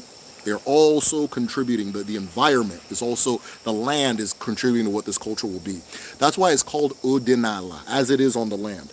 If you take a group of Africans and take them to Mississippi, Central America, Virginia, all these things, Odinala will arrive. It's just going to look different, right? It's going to look different. I used to have a fear that all these things I discuss and I teach, one day people aren't going to understand them. That fear actually caused me to start everything I'm doing. That one day people might not understand. One day this is all going to go away just because of the trends. But as I grow in it and I understand, I'm starting to see that this thing is just if you put us on the moon, this will come out. It's the same. It's gonna come out the same way. Nobody's telling anybody to do this stuff. My dad was telling me, I always tell you guys about these conflicts in Nigeria, so I don't want you guys to think that like, Nigeria is like unstable or dangerous. It's really not. It's not, okay? So my dad was telling me about this ancient horn we have in our village, right? And there was a time that our Eze, our traditional leader, ruler, was in trouble because I don't know what was going on. But he got in trouble. I think he got like arrested, right? There was a conflict, and our Eze got arrested. And somebody brought out this horn, this thousand-year-old horn, and blew this horn. And then all of the young men in the community got out of their homes, ran to the prison, ripped the doors down, got him out, took him to safety. And my dad said that when he saw that, he's like, that nobody told these kids to do like what that meant. Nobody told, these were 18, 19, 20, 21, 23-year-olds, right? Nobody told them what that horn meant. You understand? Nobody said this is what they do this, and then everybody just reacted, right? And so that's where, it's spirit. It's spirit. So the spirit contributes to the culture as well. And when you learn to dance with the spirit, you will come to find that Odinala will appear every single where we are placed. We're tapped in for life. We are rooted for life and for eternity. I'm so grateful for you in this channel. I'm grateful for you too, Gem TS. Gem, have we spoken one-to-one at all? Or you guys like to come here with aliases? I don't know if we've spoken, if you're a part of the village or anything like that. But yeah, I appreciate you too. Thank you so much. In Odinani, your role, chief's purpose intertwined with your ancestors. Yes, your family and your true self. He said, all smiles be. You get it. You get it. How much focus do you give to your true self versus politics, war, crime? Well, what did Kamala Harris say? You exist in the context. That quote where she says you exist in the context. That was deep. This is not like I'm not getting political, but that was deep. Like, that was real. So you don't exist outside of these. Your true self doesn't exist outside of the affairs of the world you live in. It's not like an escapist thing. It's all a part of it. Your true self can go into politics. You do politics every day. Your true self is going to go to war. Your true self is going to go into crime with you. You understand? All right? Nigerians always say, if you laugh me, they laugh my God. Right? If you laugh me, they laugh my God, right? Which is, if you're laughing at me, you're laughing at my God. You understand? So that everything I talk about, whatever you're doing is moving. Whatever someone does to you, they're doing to that, right? So true self, how much focus do we give the true self and so forth? So I don't think that true self, I don't know about this true self term. I have an objection to the term true self, but I have not fully constructed how to communicate that thought effectively. And if I did it now, it would just be me laughing. So I'll hold that. But your true self does not separate you from reality. Let me say that. Your true self, which is just you, it's always you, does not separate you from reality. How do you spell those words that you said a moment ago? Transmutes. Okay, Uzu, U-Z-U, U-Z-U, space, N-A, space, N-K-A, Uzunanka, Uzunanka, Uzunanka, U-Z-U, space, N-A, space, N-K-A, which is used to say art and technology. It's used to say science and technology, just the application of human hands towards making something move from one direction to another. That's Uzunanka, right? Odemma. Conversely to the Ikenga ritual, what's a good ritual for, okay, good. For the Okay, good. Okay, so we talked about Ikenga a lot. So the one I haven't talked about is Omumu. So the Ikenga is the masculine energy. The Omu, O-M-U, or Omumu is the O-M-U-M-U. O-M-U-M-U, yeah, is the feminine energy. It is the feminine counterpart to that Ikenga idea. When the Ikenga is kinetic, the Omumu is still. Okay? If the Ikenga is kinetic, the Omumu is still. The Ikenga is kinetic in the sense that it goes out and gets things. The Omumu is still in that it is still and it makes things come out. It makes things exist or it brings things to it. Right?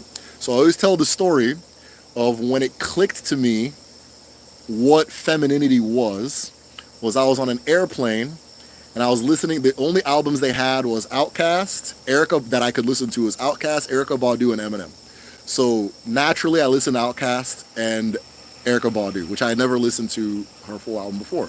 And one of the things I noticed in her album was that things were always coming at her, and she had to make a decision in the narratives. I don't think she did this on purpose, or she was like trying to like show something. It was just talking about your life, and then your life has this structure. Things come at her, she makes a decision. Things come at her, she makes a decision. Right? I kept seeing that. And I was like, okay, this is very different because most of the music I listen to is made by dudes, and it's always them going out and doing things, or something happens, one thing happens, and then they react to the thing, right? So it was different, and the Omomo, that energy is Omomo, right?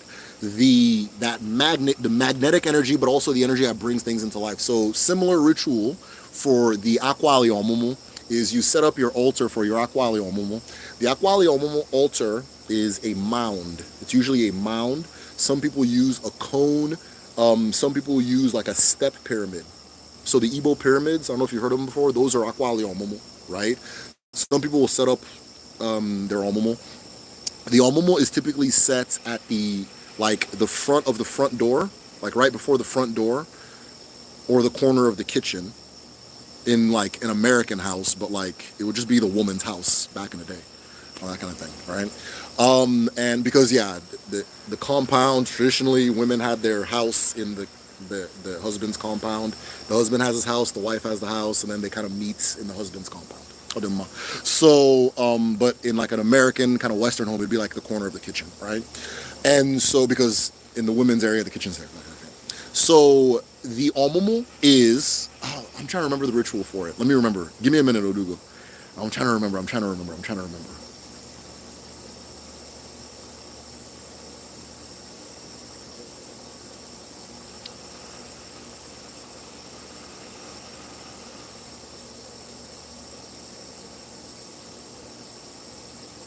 Oh, very similar to the Ikenga one, yeah. So you give the Omomo something nice, right? With the Ikenga one, there was like a gradient where it's like you give something that's hard to attain, then you give something that you just can't attain at the end. With the Omomo, you give something nice, right? You just give something that you as a woman like. Because this is, if you're doing this as a woman, we're talking about your specific feminine energy. So you give something that you like at the foot of the Omomo, right?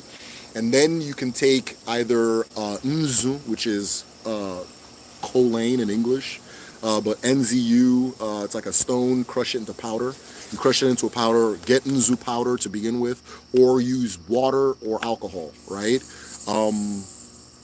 And then you just pour it on it and you give her praises, right? You don't necessarily say, I'm going to go and do this. You make promises to her. So you say, we're going to have this. We're going to gain this. We're going to be bountiful. Manifesting. That's what it is, right? You manifest. So we're gonna finish this dance class, right? We're going to have this, we're going to gain this, we're going to move in this direction. Not really move in this direction, but whatever the hell you're moving the direction for. Like what's the, like Nigerians say, what's the cocoa at the end of the at the end of the road, right? We're gonna have these things, and you pour the libation as you say it, you pour the libation, you put your gifts on it as you say it, and so forth, right? After doing that manifestation, same thing with the Ikenga, you leave it alone. but you continue to come back and you give her her respects and her praises and her care, right? Beautiful woman, good woman, mother of all, mother who births, mother who gives, the greatest, this and this and that. My guide in the world, my light in the world. You keep showering those praises on her. You know how DJ Khaled does that? You know, I mean, like, you're smart. You do that, right? You do that. You just come back and keep giving her that, giving her that. Make sure when you're doing it, you are in a spirit of peace and you are in a spirit of still. You're not coming up to her panicking. You're not coming up to her doubtful. You're not coming up to her in a fidgety kind of whatever. You're in peace and you're in still, right? You don't need to repeat the thing that you already said was going to happen. Just keep giving her appreciation, shower her with her appreciation, right? And then from there, the manifestation begins, right? Odinma, right? So it's it's similar to the Ikenga one, but there's more like love going on, more adoration. And with the Ikenga one, it's more like, all right, stand at attention, let's go, you know, that kind of thing. So those are the different energies, Omomo and Ikenga. If you want to sit down and I can go in more details, then just message me however you message me. Thank you for protesting. And now I better understand my mom's criticisms. Oh, okay, yeah, your mom was most Igbo people, there's no, and maybe you get them like Lagos people. My dad is from Anambra, you know. You know, but in the actual Anambra, actual Imo, nobody's doing any stupid ass. You can imagine a guy who is reasonable is running against a guy who is wanted for selling heroin in the United States, in Chicago, Baba Chicago, okay?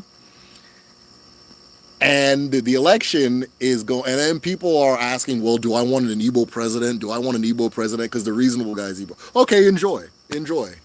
So now the Naira is worth half of what it was worth when the election started, half. Dangote built a refinery. I'll give you an example. Dangote built a refinery. And Dangote's refinery is, I think, the 5th largest refinery on planet Earth, right? It's bigger than every refinery in the United States. It would end Nigeria's importation of anything pertaining to, it would end it today. It would end it that day, right? And then Dangote now finds out that our current president, who got his political start selling heroin, built a refinery in Malta, in Europe. Him and his cronies, they built a refinery in Malta.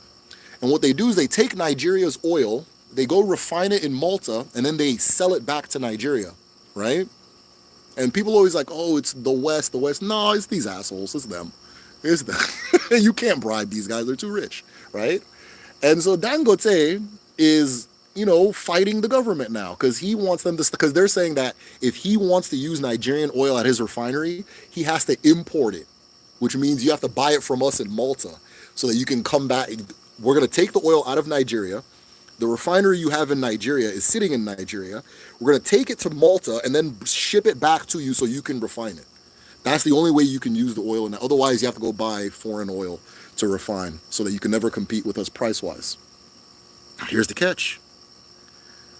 The reason a heroin dealer is the president in Nigeria right now was because the president at one point was from the southern region, right? Biafra, was from Biafra. What the fuck am I talking about, right? Was a Biafran guy. And they all ganged up, Dangote included. Obama was involved. They all ganged up. And they said, this is why you'll understand why the Biafra people are also very pro-Trump, because Hillary Clinton, Obama, David Axelrod were all very involved in this. They all ganged up and said, no, we can't have this guy be the president, because his oil minister was going to, I'm going to let you guys know, was going to audit the oil companies in 2016. They were scheduled to audit the oil companies, and she wouldn't flinch.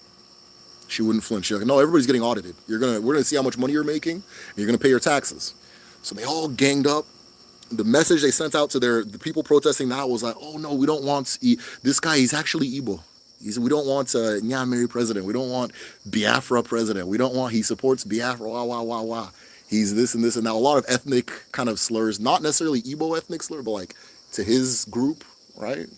And then they all ganged up and they, and what were they saying at that time? He bring back our girls. He's not bringing back the girls. He's not bringing back the girls, right? And Chris Brown's talking about bring back the girls. I remember seeing this show with my own two eyes, where I was like, what the fuck is going on? They all just ganged up on this guy, right? Just because of his ethnicity. No, we can't have them. We can't have them. And then they put in a guy who they had already arrested before in the pay. He went to prison. He came from prison, Buhari, from overthrowing the government. They said, no, put him instead. And then he started beating everybody up because they put him in prison last time for beating everybody up. End SARS, end SARS, end SARS, end SARS. Okay. Then the same party brings a heroin dealer. I wish I was trying to sound biased. Like, I wish I was being biased. Anybody you ask will tell you the same story. I wish I was being biased. It's insane, right? They bring the heroin guy. I don't know if I can have any, because the opposition was an Igbo person. I don't know if we can have Igbo president. I don't know if we can have Igbo president. They rigged OB won, but they changed the results like in front of everybody. In front of everybody. Now they want to protest. Blah, blah, blah. Same NSARS people, same bring back our girls people. They just do this, they do, they make the noise.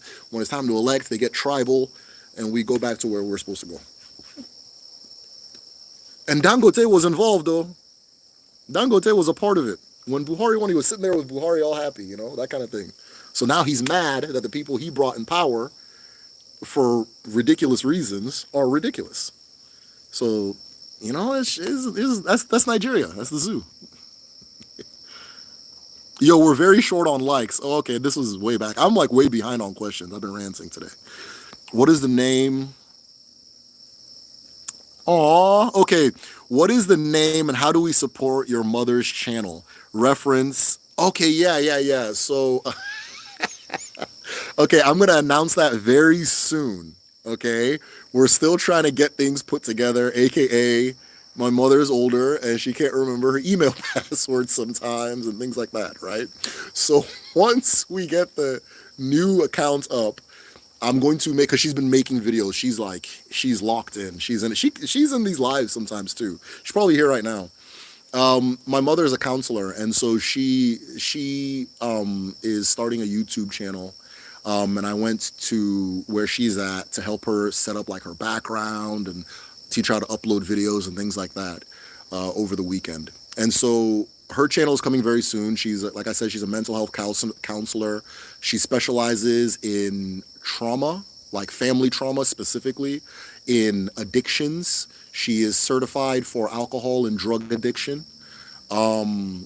Does just phenomenal work with people that are having like adjustment disorders, like your life is changing somehow. Like a lot of people who like we've both seen this, but a lot of people who come to her are people who like maybe you grew up a certain way and now you live another way, and there's a lot of challenges that come with that are unspoken, and you don't know, maybe you don't know that's what it's coming from, but it's what it is. It happens a lot with like a lot of people who like maybe you grew up poor and you become a professional and you're doing well. Maybe you immigrate from one place to another. Maybe you move from one city to another. Maybe you've been in a long relationship and then you end the relationship. Maybe you've been single for a long ass time and now you're entering all these adjustment disorders, family trauma, that kind of thing. So we're still setting it up. I'm going to make the announcement really soon, probably within the week, of what the channel is called and how to get on there, and we're going to see where it goes from there. But she had something very, I'm getting personal with you guys. I try not to talk about like, stuff with my mom and stuff, but she had something very traumatic happen to her. But she came out of it with clarity and strength, and she lost her business. She lost her original counseling practice. So she's been in this, how long has it been? 16, 15-year journey of slowly building back and getting herself back and doing that thing. She'll share about it on the channel. The only reason I'm even like, it's very hard in our culture to tell people bad things that have happened to you for certain people, like, that kind of thing, but to tell people it's bad thing is one of the flaws we have in our culture. So me sharing this stuff is very, very personal. It's difficult for me to do, and she'll probably get. No, I'm just kidding. I already talked to her that it's necessary to tell her story so that people know who she is. So I'll reserve the details of it for her channel, but I will announce definitely by the next live what her channel, my mom's channel is, and then you guys can go over there and talk mental health. She's she's very well versed as far as Odinani goes as well. So you guys have questions pertaining to Odinani. I had to like convince her not to open an Odinani channel because I was like, I feel like you can serve everybody. You understand? So you don't necessarily need to. But she'll be throwing all that stuff in there too, because she's just from being a part of what I do. She's her interest in going deep and all these things she grew up with have increased, and she has more lived experience with it than I do, and that kind of thing. So I'll do my. But maybe she'll just talk Odinani. I don't know. We'll see where it goes. So it's what the people want. Hey, Ubulumuda. Ubulumuda. All right. Well, here we are. So let's take it. Blessings and light. Ubulumuda. I thought you were a Christian. What happened? Ubulu. Maybe I'm mistaking you with somebody else, because I could have sworn to God you were wilding out on the live one day. Hey, good evening. What's the Igbo must go movement going on in Nigeria?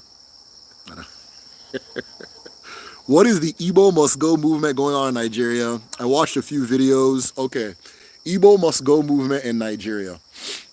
The way Nigeria is structured, Igbo people tend to move out of their region. Nigeria is a fake country, right?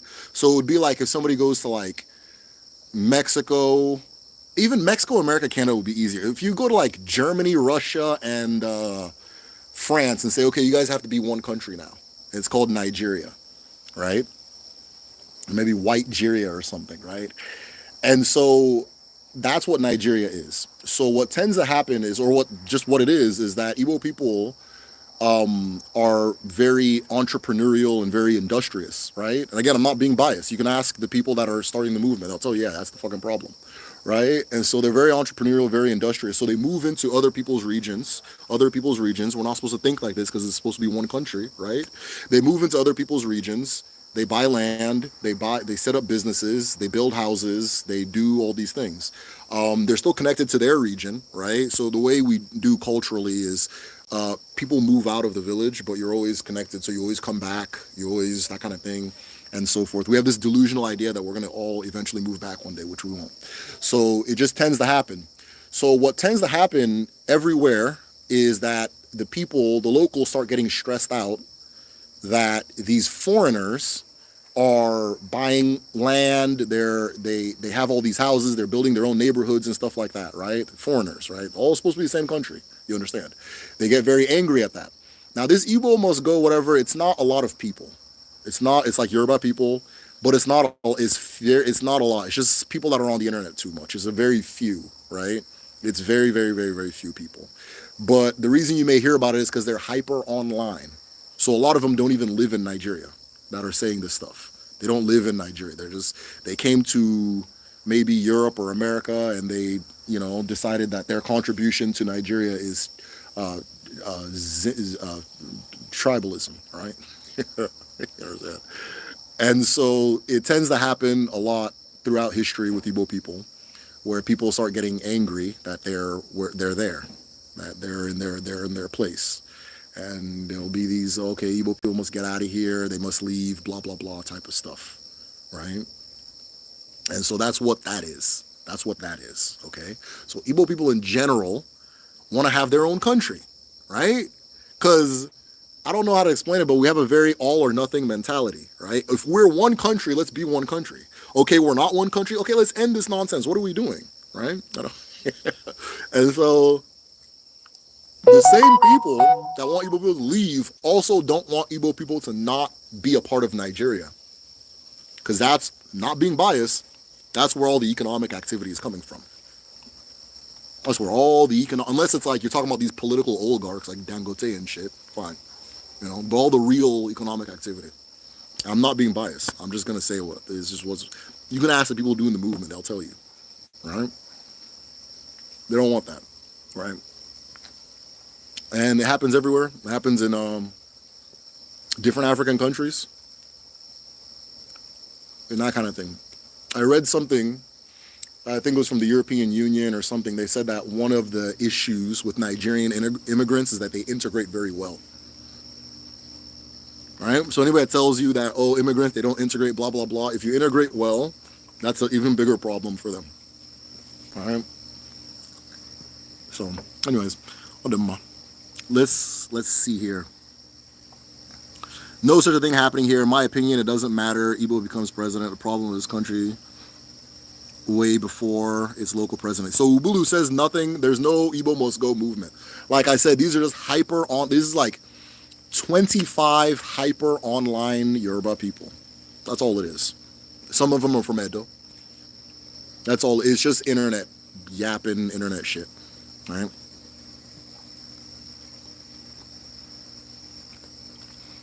Can you get me a picture of Kanu's kidnappers building?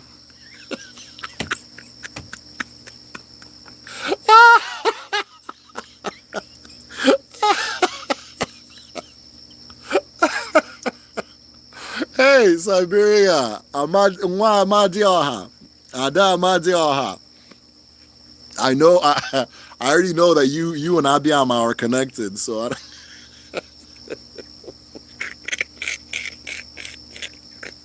Oh man, hey Siberia, I want you to know I really appreciate you. You're awesome. We'll talk. We'll talk. This makes perfect sense, bro. Cool. I appreciate that. That's wild. I had a dream about bees and other things, and I thought it had something to do with Oshun water energy. I don't know. Maybe that's what Yoruba people say. We connect bees with Amadioha. I think the Oshun bee connection is more so connected to honey than bees. Are you understanding what I'm saying? I think the Oshun bee connection, and again, I'm not Yoruba, you have to ask them, is more about honey than bees. The reason I say it's more about honey than bees is because sweetness, uto, things that are sweet, the concept of sweetness, right? Sweetness and things that are sweet, the concept of sweet is connected to urie, which is water. Urie, which is water. You'll notice that urie abara, anything pertaining to urie, is very locked into enjoyment, this idea of enjoyment. And it is the urie element for humans that allows life to be enjoyable, right? There's an ilu that says, water has no enemy. Miri and when you, right? Water offends nobody, it bothers nobody, it's nobody's enemy, right? So things that are sweet, things that like, I'll use Obanje for example. Obanje are water elements or water spirits. What makes Obanje problematic is because they're so locked into the idea of enjoyment that the rest of your life will become a disaster. So if an Obanje comes into the world and they just want to play flutes, or they just want to eat pears, or they just want to watch race cars, they're going to do it to the point of detriment. And if you don't allow them to do that thing they enjoy, they'll die, right? So things that are, those of you who took Igbo 1, right? There was a time in Igbo 1 where we were discussing the difference between ri and ta. Ri and ta, right? So, for example, you wouldn't call candy in Igbo nri. It's not nri. You would call it something you hina ta ta or hina ra, like something you lick. Like it's not food. It's just something that's for enjoyment, the sake of enjoyment. Uriye elements are locked into that enjoyment element of everything. So the Oshun connection to bees is probably more about honey and the sweetness of honey, right? The sweetness of honey than it is to bees in the sense of like the bee itself. I could be wrong. I'm not Yoruba. But if there is a connection between Oshun and honey, let me know. I would like to connect to you for Afa divination. Okay. I remember you said it was possible on webcam. Yeah.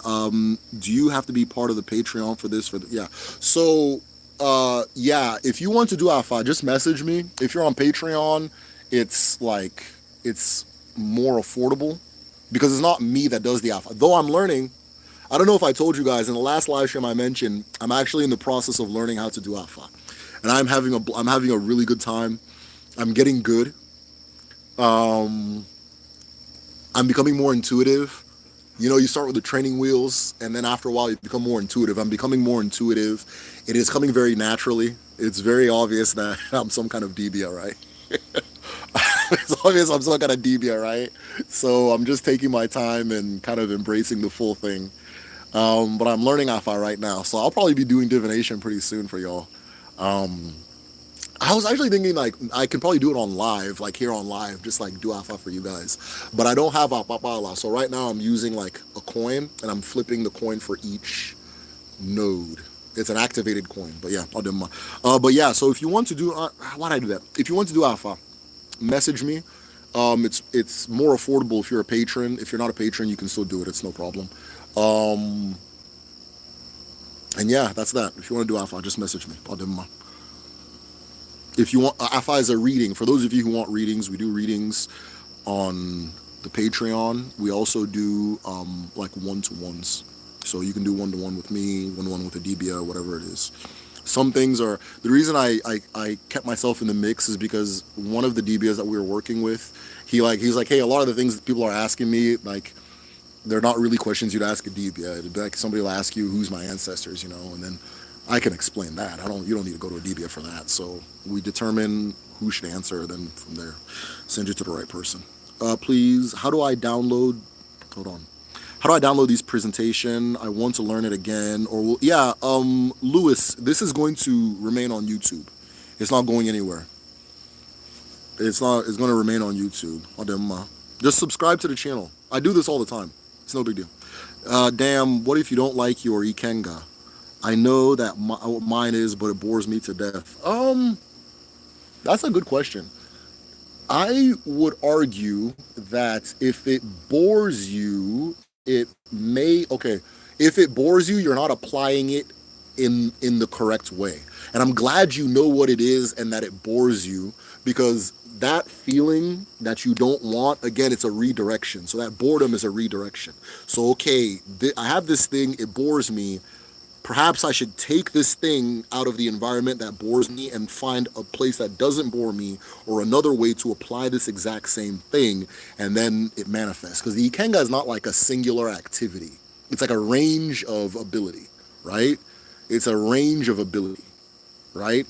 Like, for example, like when I was like in high school, this same gift that I'm using now, that, you know, to teach and discuss these things, I used it for debate for a couple of years, and I was crushing, like,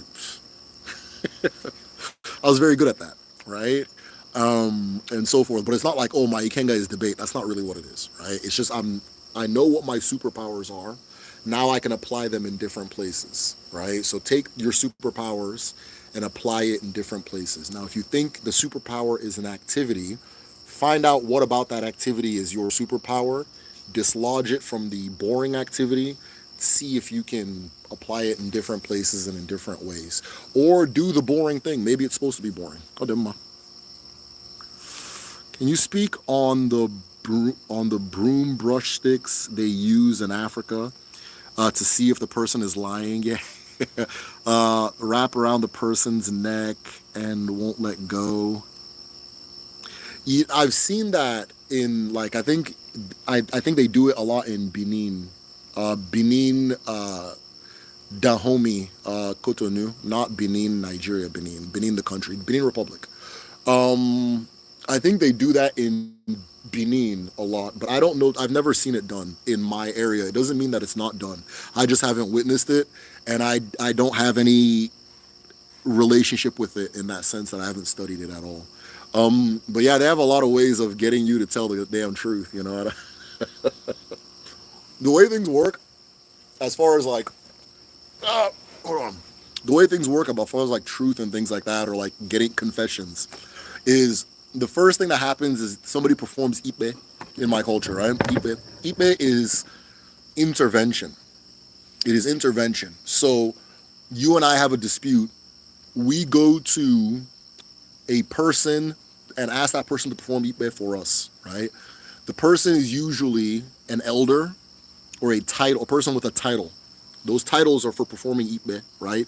So once you get a title in Igbo culture, you're a judge. You're the same thing as like a judge. So okay, we need you to be a judge. We're both going to state our story and that kind of thing. The community gathers, right?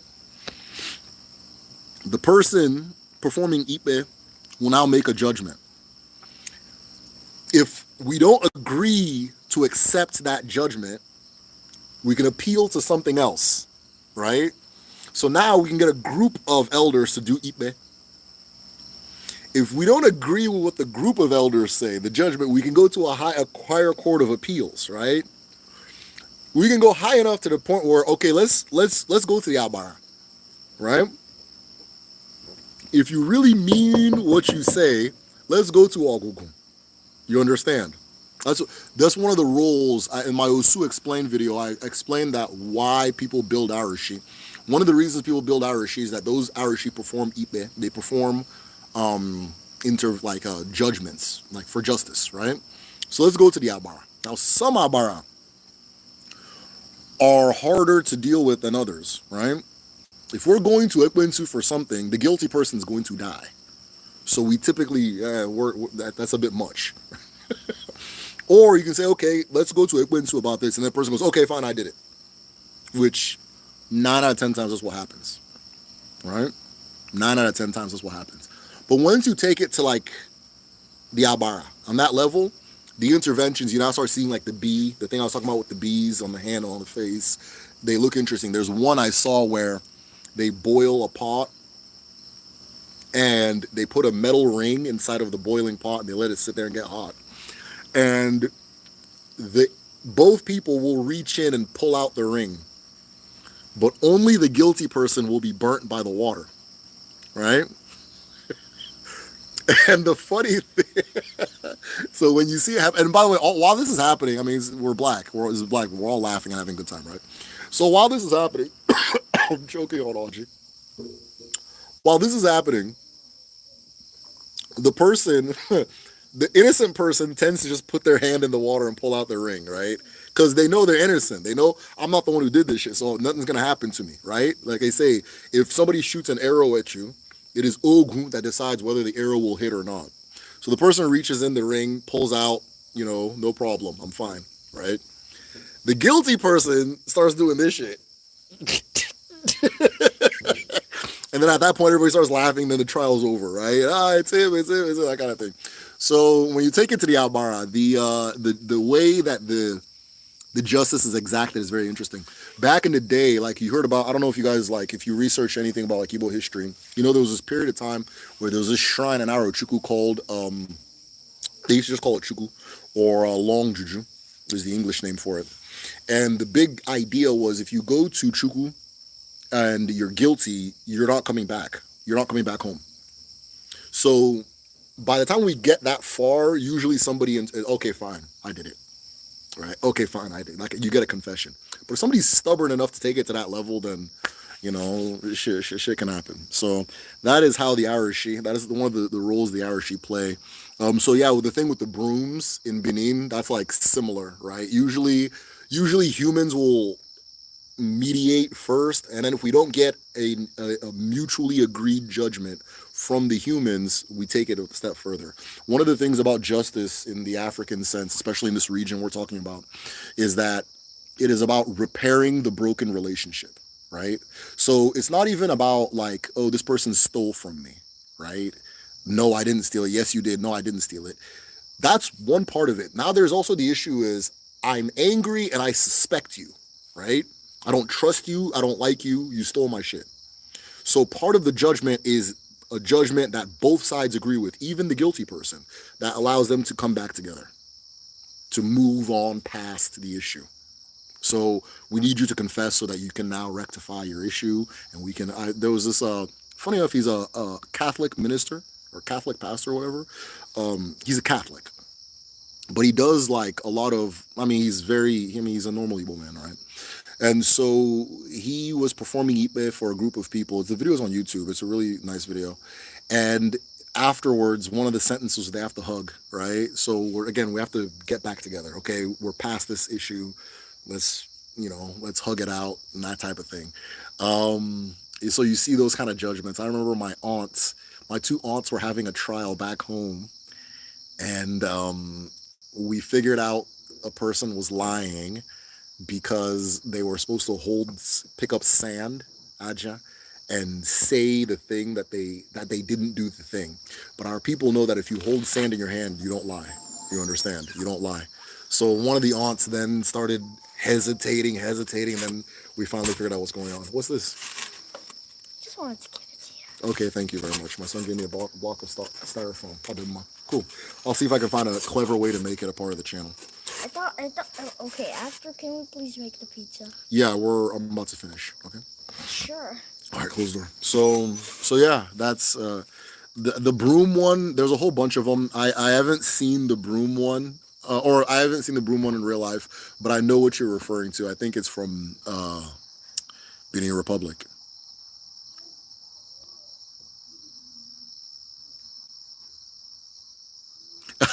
You and your brother's channel are gems for different reasons.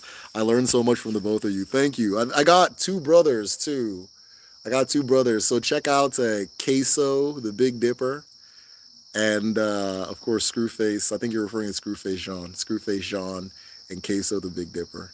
And then now my mom's about to get on it, right? And shout out to Screwface. He's the one that kind of pioneered the, hey, let's get on YouTube stuff, right? So he's the one that figured out YouTube and so forth. What does it mean when a spiritualist or a prayer man intercede on your behalf, he sees a gate that is firmly locked from the olden days? Oh, wow. That's a question for a Dibia. I can't answer that question for you. It's very personal. But it can mean a lot of things. It usually means what it looks like. Ultimately, your two places I would look for answers are your people. Maybe learn a little bit more about your family. Start asking questions, and so forth.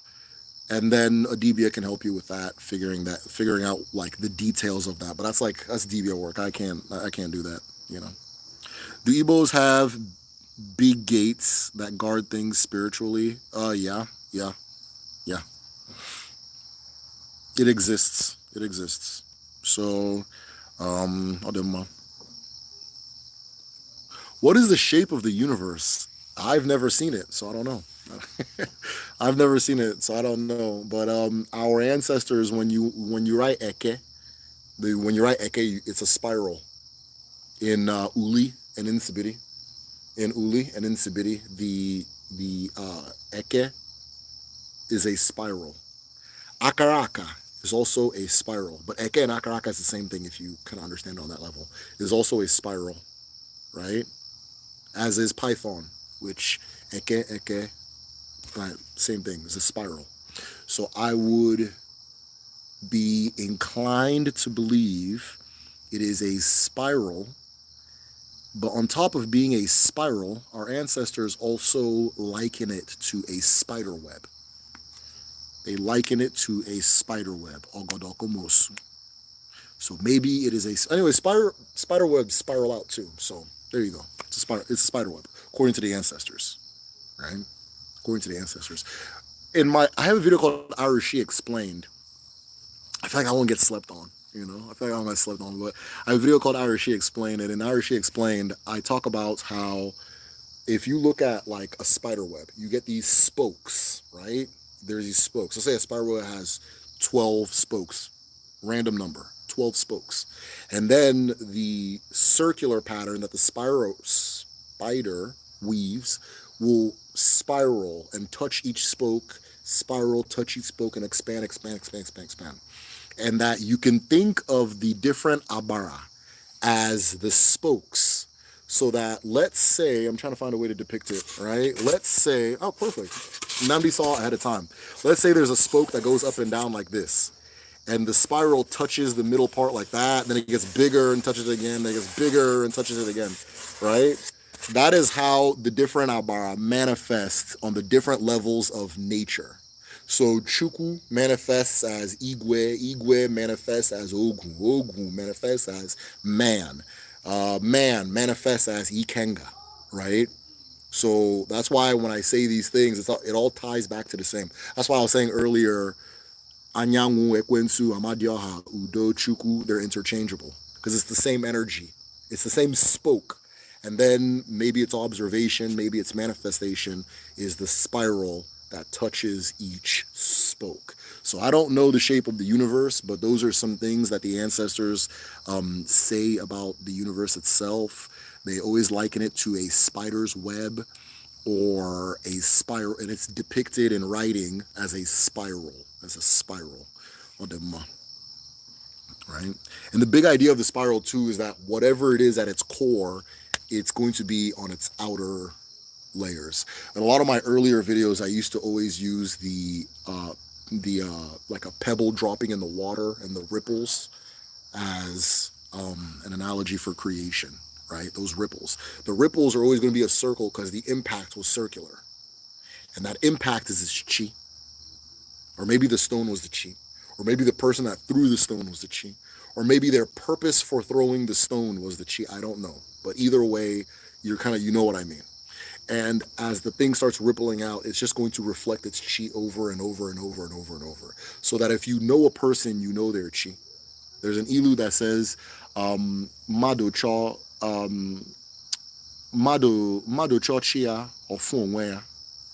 Mado cho chia ofunwea, which means the person who seeks their chi finds themselves. Right? Though I said it strange. But yeah, a person who seeks their chi finds themselves. I recommend something long deck. Okay, cool. Question. 36 Chambers is the best album. Possibly ever. Possibly ever. Yeah, 36 is a good album. It's amazing. I remember when I first got 36 Chambers, cause like, I'm not like old enough for that to have been my era. But I remember the first song I heard was like Protect Your Neck 2000. And I remember thinking, I was like, bro, it can't get better than this.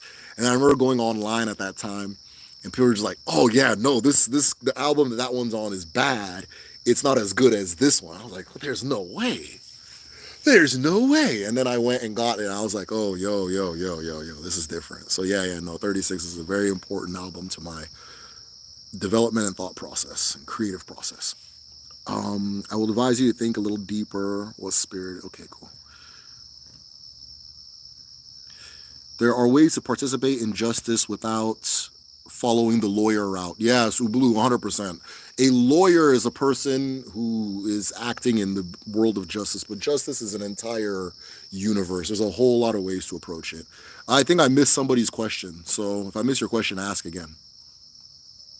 Have you ever read Akata Witch? If so, what do you think? No, I've never read it. I'm trying to like nudge my son into some of those books. I just got him Chike and the River because he likes to read. But yeah, so I just got him Chike and the River.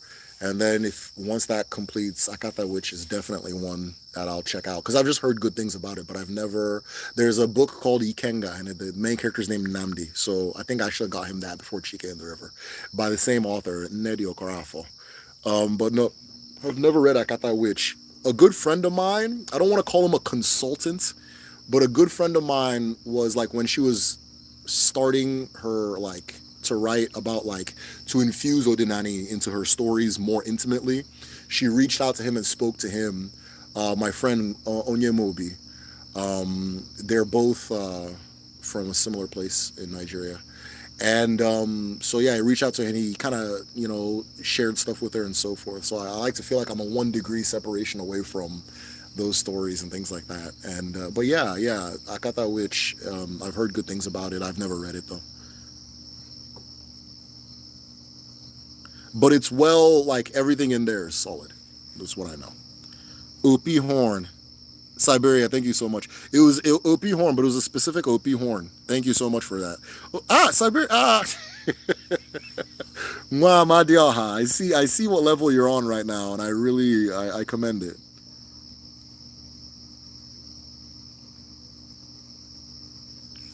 Can you elaborate on the difference between a traditional chief, someone who buys a title? My impression was that traditional chief was a birthright, whereas titles, no. Traditional chiefs were never birthrights. You can never inherit a title from your mother or your father, right?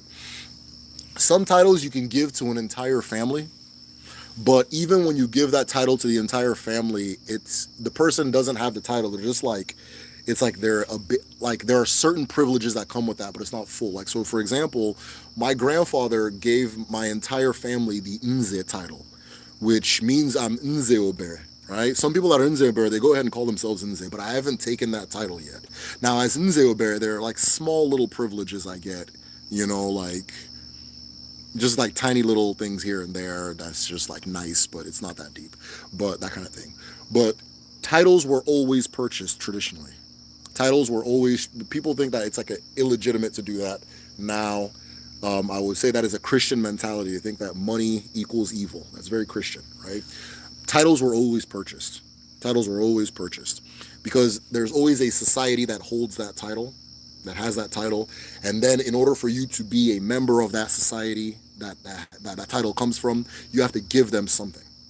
On top of giving them something, it's almost like proving if the title's real. So if you say you're an Ozo, like in Onitsha, to be an Ozo is like $10,000, right? $10,000, I think in Onitsha, like the last time I read, right, is $10,000. But an Ozo is somebody who is like achieving or has damn near achieved Awele. And if you have achieved Awele, bringing $10,000 is not an issue, right?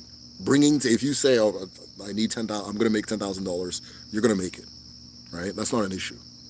Right? So those things are there to prove if the title is real. It's also paying dues to that society that you're joining. It's like when before getting your doctorate, you're going to pay for school, right? It's the same thing, or the same concept. So part of it is proving that you can do this. You have the manpower to afford it. Another part of it is you're paying dues to the society the title comes from. Now, a person, none of them are hereditary. You do not inherit titles. This BS they do now, where like they have like royal families, that's all from the British. That's British shit. In the past, in Eze and Igwe, all those titles, they were decided by consensus, by a group.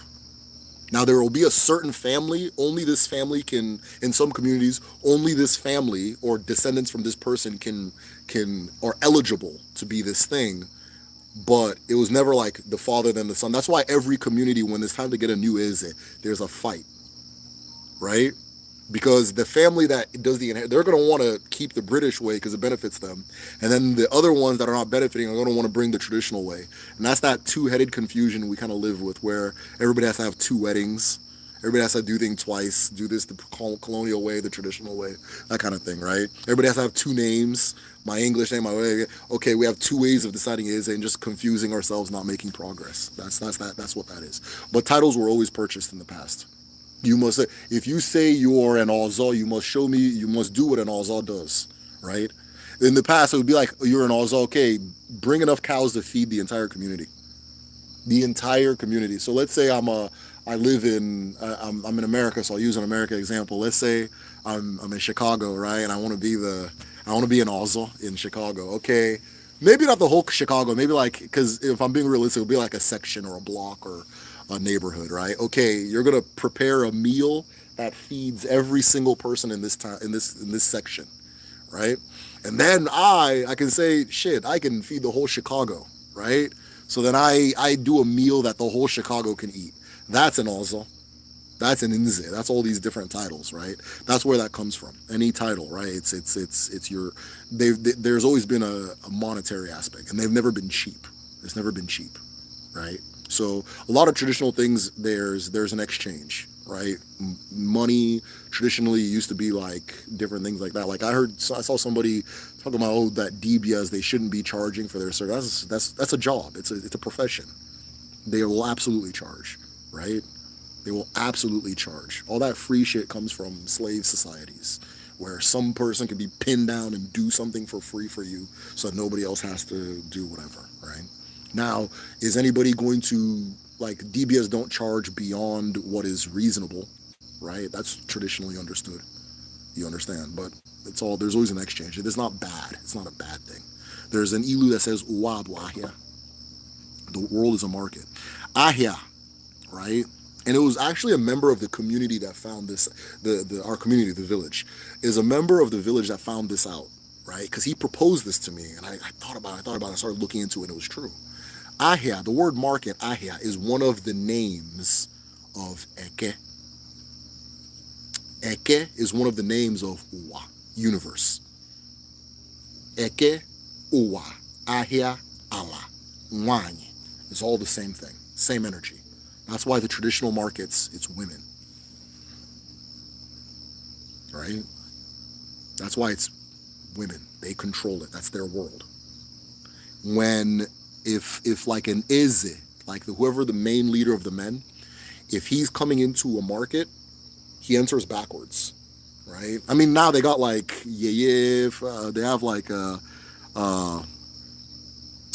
autonomous community is and things like that do whatever. But traditionally, like if we got the real thing going on, the Eze will enter the market backwards, right? You don't tax the women. You can't tax them. You can't, that kind of thing, right? It's like its own government, its own world. That market is sacred. You know that. You know what I'm saying? That market is sacred. It's ahia, is that exchange, that nature of exchange. That's why the Abara, the feminine ones, that's why you give them sacrifices. That's why you give them things. I was talking earlier about the Almumu, right? You just shower the gifts on her. Give. And then she gives back. She gives back, right? In order for a woman to create a child, you give her sperm. She takes sperm, gives you child. That's the pattern. And that exchange is ahia, is eke. Okay? Odemma. Did colonizers influence some of the title system? I know that terms are not different. Okay, yeah. So yeah, the colonial influence on the title system. So what the British did was they introduced a non-traditional titles, because they wanted to get rid of the titles, and that wasn't going to happen. And so they go, okay, we're going to introduce like non-traditional titles that you got to come to the church to get, or you got to go to the Eze or the warrant chief that we installed to get. So a lot of the titles that people take today are those British titles. They're not real, or they're real to them, but they're, you know what I mean? The traditional ones are Nze, Ozo, Duru, Dara. There's a few more that I'm forgetting, but when the traditional ones are done, you'll know, because they look, you know what I mean? Like the way it's done is like, oh, okay, this man's covered from head to toe, and he has to sleep in this place. There's one title in one community, I can't remember, but you have to like sleep where your ancestor, like with a deceased ancestor, like sleep where they sleep for like an entire moon. You have to sleep with them, eat with them, that kind of thing, right? That's, you know, the British aren't going to do some shit like that, right? But you get the ones with the certificate.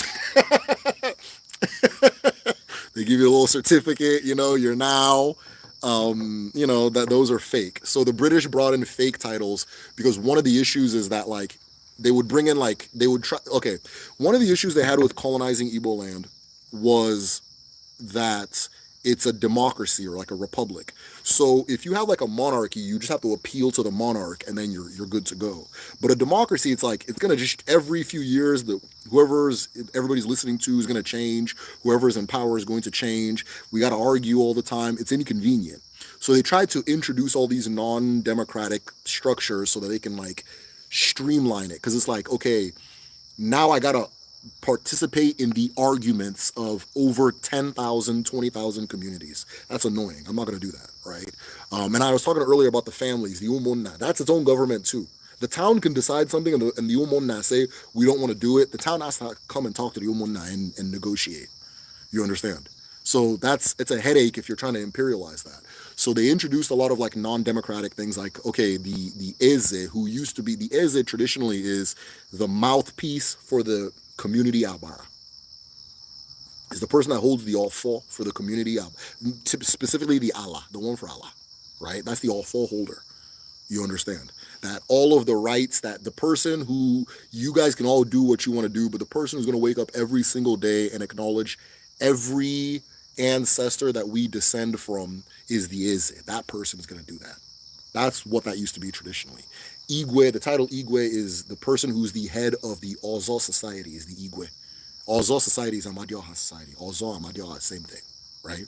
So all of these structures are annoying to deal with if you're like a colonizer. So you make synthetic ones, and you make the synthetic ones easy to acquire. So instead of sleeping next to a grave for a month or feeding an entire town, you can just pay the warrant chief, and then he gives you the title.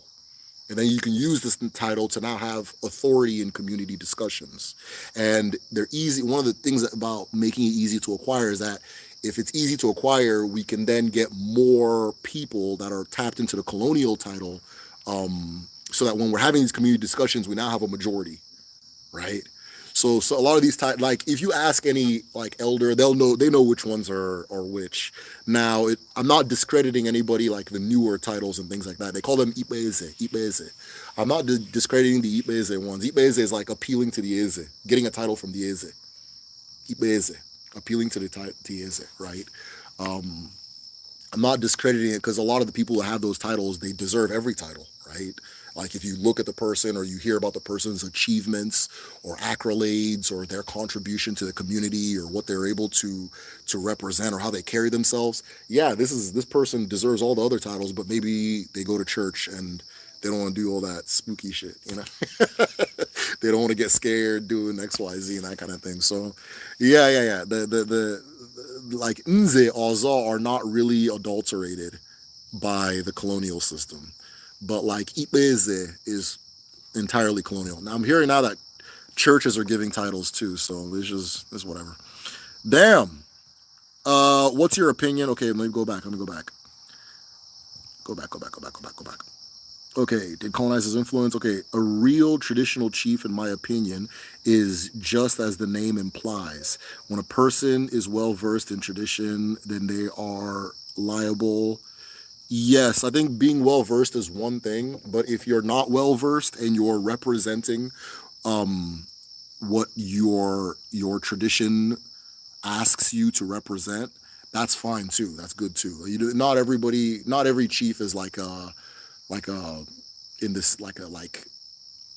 discuss Odinani chief, that type of thing, right? But for me, I'm gonna let you guys know right now, like when I do my research, I will ask an Nze 10 times before I ask anybody else, right? I'll ask an Nze 10 times before I ask anybody else, right? That kind of thing. Because people that tend to take that title tend to be locked in and they get these stuff, right? Ozo, Nze, they're related. This one and the same, right? But Ozo, I tend to notice Ozo is more so like personal achievement connected. That aspect of it is more emphasized with the Ozo title. The Nze title it's emphasized too, but it's very emphasized in the Ozo title, right? So when the Ozo comes, they're coming with like the motorcade. They're bringing the motorcade, you understand, right? In the Ozo, when they show up for real. In the Nze too, when they show up, in my community, Nze is what Ozo is in other communities. So it's the other way around for us. So, but yeah, the question was real traditional chief. Okay, Ubulu, well done. What is your opinion on women taking titles and doing handshakes? Is this something new? There are titles for women and there are titles for men. But because women joined the church so enthusiastically, it's just what it is. I'm not being biased. They joined like 100%. They became Christians like full-blooded. A lot of the women's titles have disappeared. So they don't know them, right? They don't know, like a lot of women don't know what a woman's title is. Like Udu, like the title of Udu. A lot of women don't know what the hell that is, right? You're not seeing, so what they do is they go, okay, I want to be a chief too, and then they go get the men's title because the men didn't really drop their titles, Now, part of it was because the women are just more interested in church. And another part of it is that the British took a lot of time dismantling women's traditions. Right? They deliberately focused on women's traditions. Because after the Women's War, the Aba Women's War, the British were going to tax the women. The women say women don't pay taxes. And the British said, now you do. And they said, no, we don't. And so they started trying to tax the women. The women revolted all through from Akwa Ibom to Anambra. So everything in between. Everybody just revolted. Everybody revolted, right? Because the women's networks were also connected. The markets were also connected to each other. So if the women wanted to, they can shut down the whole region in the past. And I have a lot of, and so if you're a patron, you get access to my library. And in my library, it tells, I have a folder called like maybe women, something like that. And a lot of the documents that the British were writing about the women back in that time, they kept saying, like, they would focus on how much power they had. Because you can tell it was a point of contention. So what happens after the Aba women's situation, we're like, okay, we're not doing this. They slowly start dismantling a lot of women's traditions. So that's why, and then you also have to know this, because a lot of people don't know this, everything east of the Niger River was under one colonial administration. Everything west was under another colonial administration. So in the past, like people always talk about Anyama, which is on the west, they have this thing called the Omo, which is like the apex leader of the women. The apex leader of the women. The way they have the Obi, the apex leader of the men. The Omo still survives in Anyama. You can still take that title in Anyama. But east of the river, they started dismantling those titles because those were the women that revolted. So they started getting rid of those women's titles and things like that, right? So there were titles for women. They were specific to womanhood. But today, the titles that survive are the men's titles. So a lot of women are taking the men's titles. It's up to the community as to whether they accept that or not. Now, even traditionally, if, like I was saying earlier, like, for example, in my family, all the men came together, we raised money to do different things, right? Okay, we're going to do this, we're going to do that, so on and so forth. If for some reason, when we all gather to do this, there's always one female relative and so forth that makes herself present and does these things like a man, people will give her a man's title, right? They'll give her a man's title. You understand? There's my wife's mother buried her dad, which means when her dad died, she's the one that did everything. She did everything, right? She did everything. And so people, or according to the story, right? Maybe people will disagree. But, and then people start saying, she's like a man. She's like a man. You're doing like a man, right? Now, if she wanted to capitalize on that momentum, she can now go and be given a man's title and shit, but she's not interested in being a damn man, right? And so forth. So if we see that thing in you, then people get those titles. But most women traditionally would get women titles for women. My great and great grandmother were both titled women. And so as a part of their title, they had these big ivory bracelets here, big ivory bracelet here, big ivory bracelet on the legs, and then this big ivory necklaces that they would wear. And when they would walk, like there was one that near Chige, when she got older, two young men had to escort, like, have you seen the way they walk the Oba of Benin? You see the way they walk the Oba of Benin. So when a titled woman gets old enough, that's how you're supposed to walk her. Like, especially if she's the mother of the family, right? Another women's tradition, Aranomo, gone, right? What's Aranomo? Aranomo is okay. What we're doing in December time, the traditional version of that was that everybody would have a time of the year where everybody who descends from a single woman would gather. And they would all gather to wherever she lives, and she'll just tell them stories, and then they'll, that kind of thing. So it's like a family reunion. It's family reunion. You may be in Nigeria, but here in America, they have the way they do their family reunions, they always return to Big Mama's house, right? they always return to the matron of the family's house. So I found that interesting that they do Aranomo here. Like I said earlier, you take us anywhere, we're going to do the same thing, right? But at home now, those things everything's turning into August meeting and church meeting and that kind of thing. That August meeting used to be a heavy thing. It wasn't just to go there and be talking about Jesus.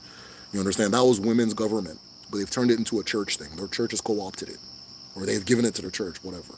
Right? So I think that I don't think any of the men's traditions are in danger. I think all of the women's traditions are in danger.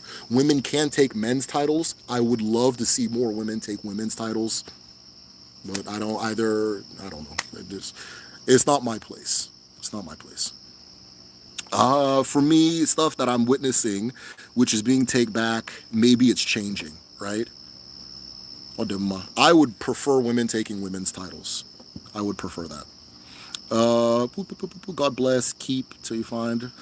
Okay, cool. I see you two are connecting. 16 people who didn't like the video. What did Derek do to you? Man, I don't. What did I do? No, I'm playing. They got their head right. We're at 33 people and 30 likes. There's 3 of you holding the like button. I don't know if you're my enemies. I don't know if you're my village people. I don't know if you're here for, maybe you're the people who keep turning on these sprinklers. But if you're in the chat, if you're in the live, hit the like button. Hit the like. Some person took back their like. One person just took back their like. All right, I see you. No problem. No problem.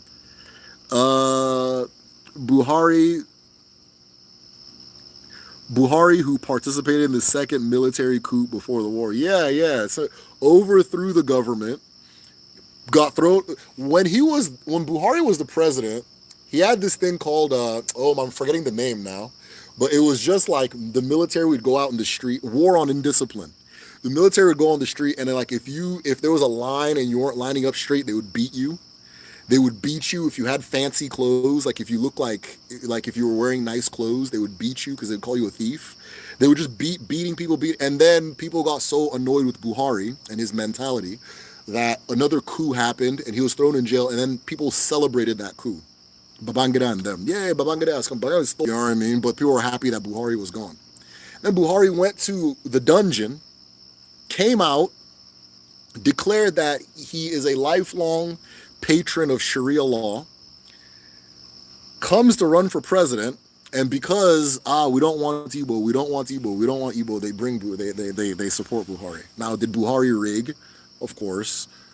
Did Buhari have an excessive amount of support from Barack Obama, Hillary Clinton, and David Axelrod? Absolutely. The people who did Buhari's campaign were also people who did Obama's campaign. The exact same people. Right? Literally, it's not even a hidden thing. Google it, right? It's not hidden. And they came, and Buhari became the president. The oil companies did not get audited, and he brought back the SARS to come beat up people. Now, if you got a laptop, they're gonna beat you up because you're probably using it to scam. If you got a nice phone and you're young, well, how did you get that phone? You're a thief. If you're just anything, And so, and the same people that were photoshopping Buhari's head on Obama's head, and Photoshop and taking pictures of him in suits, and Lagos people were literally writing manifestos for Buhari, and they lived in Canada. Like they had nothing to do with it. They're just like, he's gonna do this, he's gonna do that, and they just post it. He becomes a president and starts whooping everyone's ass.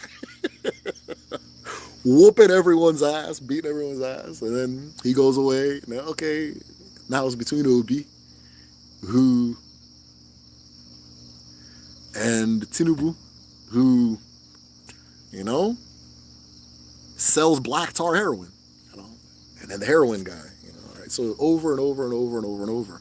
So when people say, hey, we don't want to be a part of this anymore, get me out of this dungeon, that's what we're talking about. I wish I was being biased, I swear. Do squares have any special meaning, Igbo spirituality? Yes. I thought they represented something. Yes, absolutely. So square can represent Eke Uri Afo Nkwo. Square represents Ana, the earth. She's represented by the square, the use of the square shape. They represent a lot of things, but they point back to the place of 4 in Igbo numerology. I'm going to make a video on geometry too, like shapes, because there's a lot of shapes and symbols that are important, but a square is a big one. But it's associated with Eke Oria Afo Nkwo. They're associated with Anna, associated with completion, right? Totality. So you see the use of squares a lot. Odinma. After God Debia says, Volume 1. Does anyone know if there's more volumes? There are 2 volumes of After God is Debia.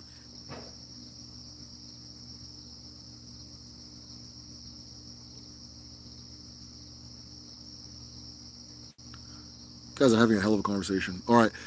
Maybe if you're a patron, Derek, maybe...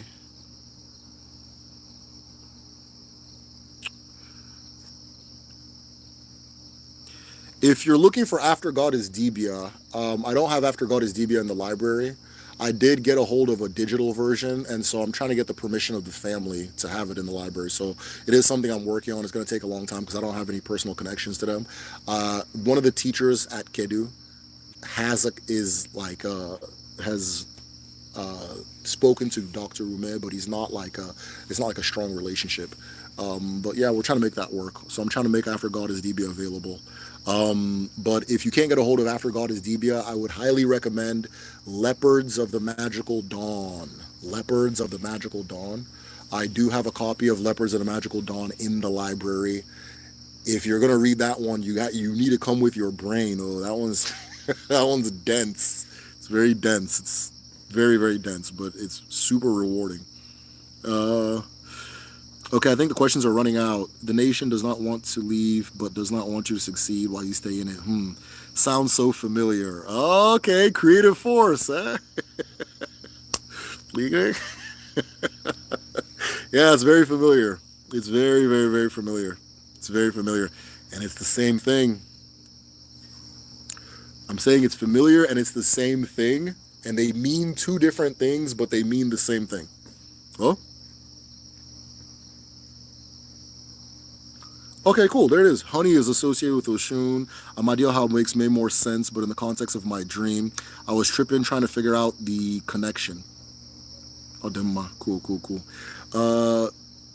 What's the Igbo word for Mancala? It's Okwe. Okwe. O-K-W-E.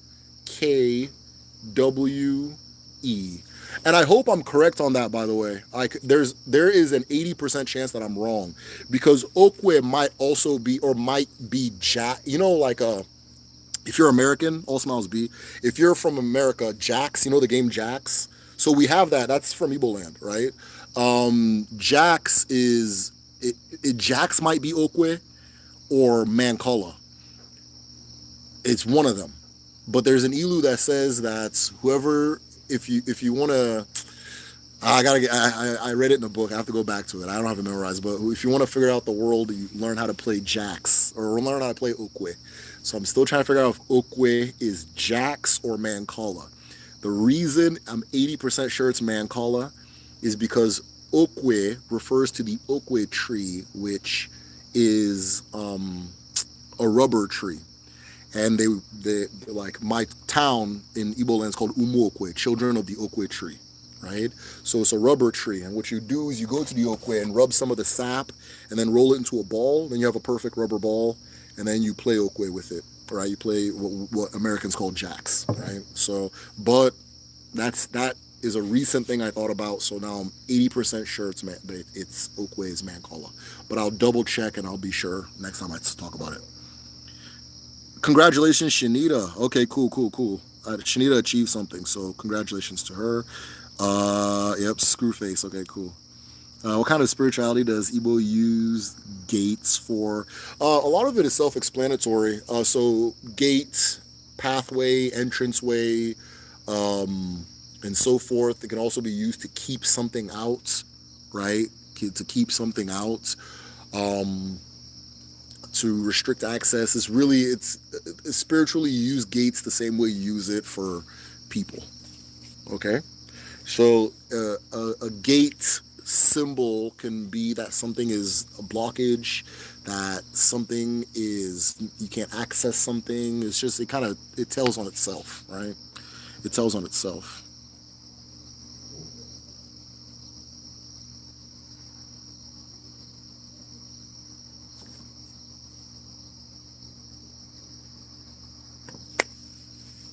Yeah, it was smart of the British to by attacking the women. Yes, so that's when they arrive. They realize that the current crop of adults, they're only going to cooperate X amount, right? I did a lot of study in the Ekumeku resistance and the Aba Women's War, and I found the same pattern.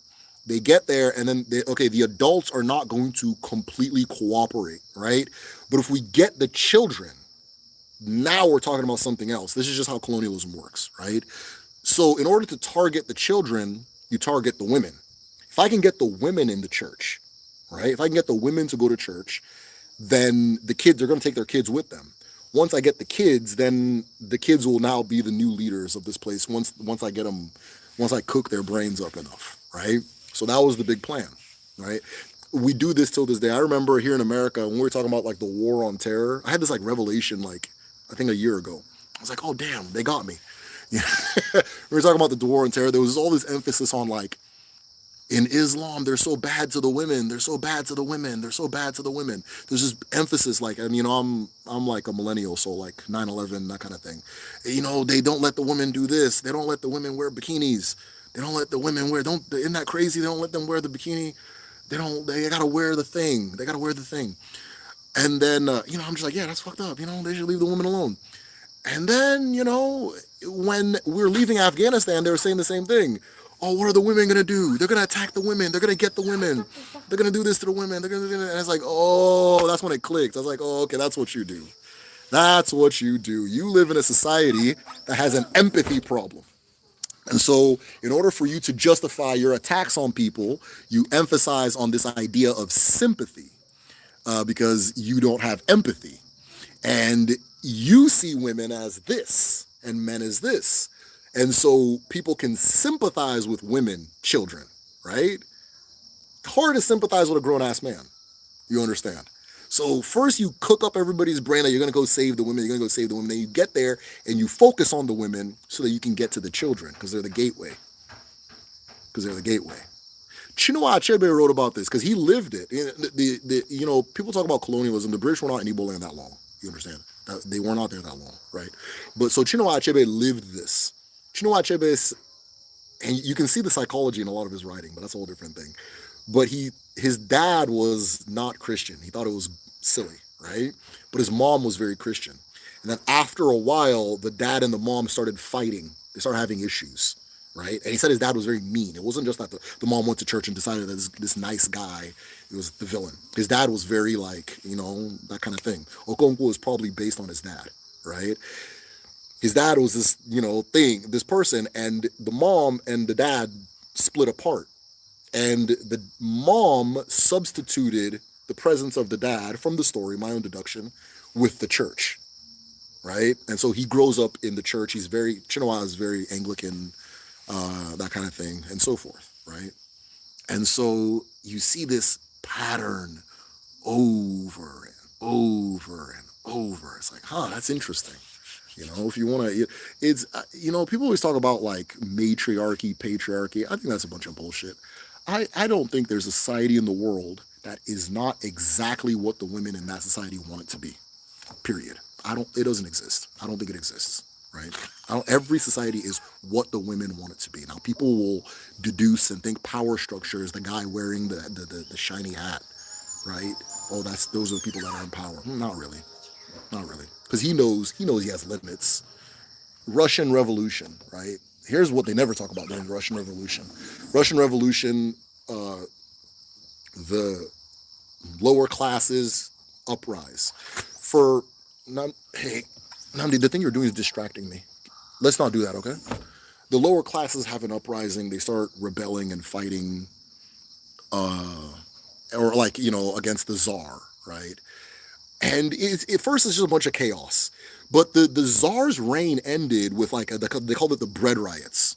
That all this BS in the war, World War I, pissed the women off to the point where the women said, we've had it. And once the women said, we've had it, the czar was done. That was it.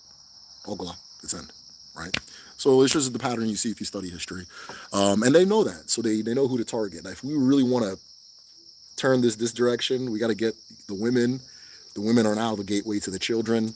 We got this sewed up. So, but by the time the British leave Nigeria, the children are like young men. The children that are influenced are like young men and young women, right?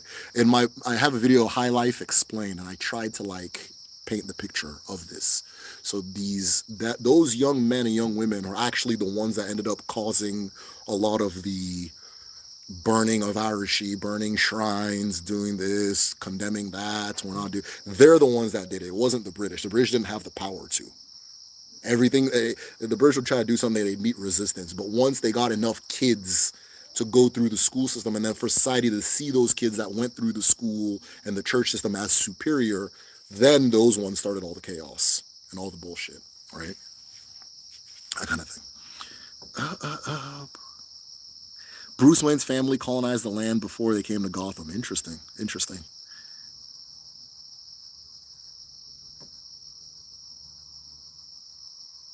Nigeria is such a traumatic place. It is. Hello, do you think it's safe to visit? Because the Nigerian consulate says it's a warning. No, Nigeria is safe to visit.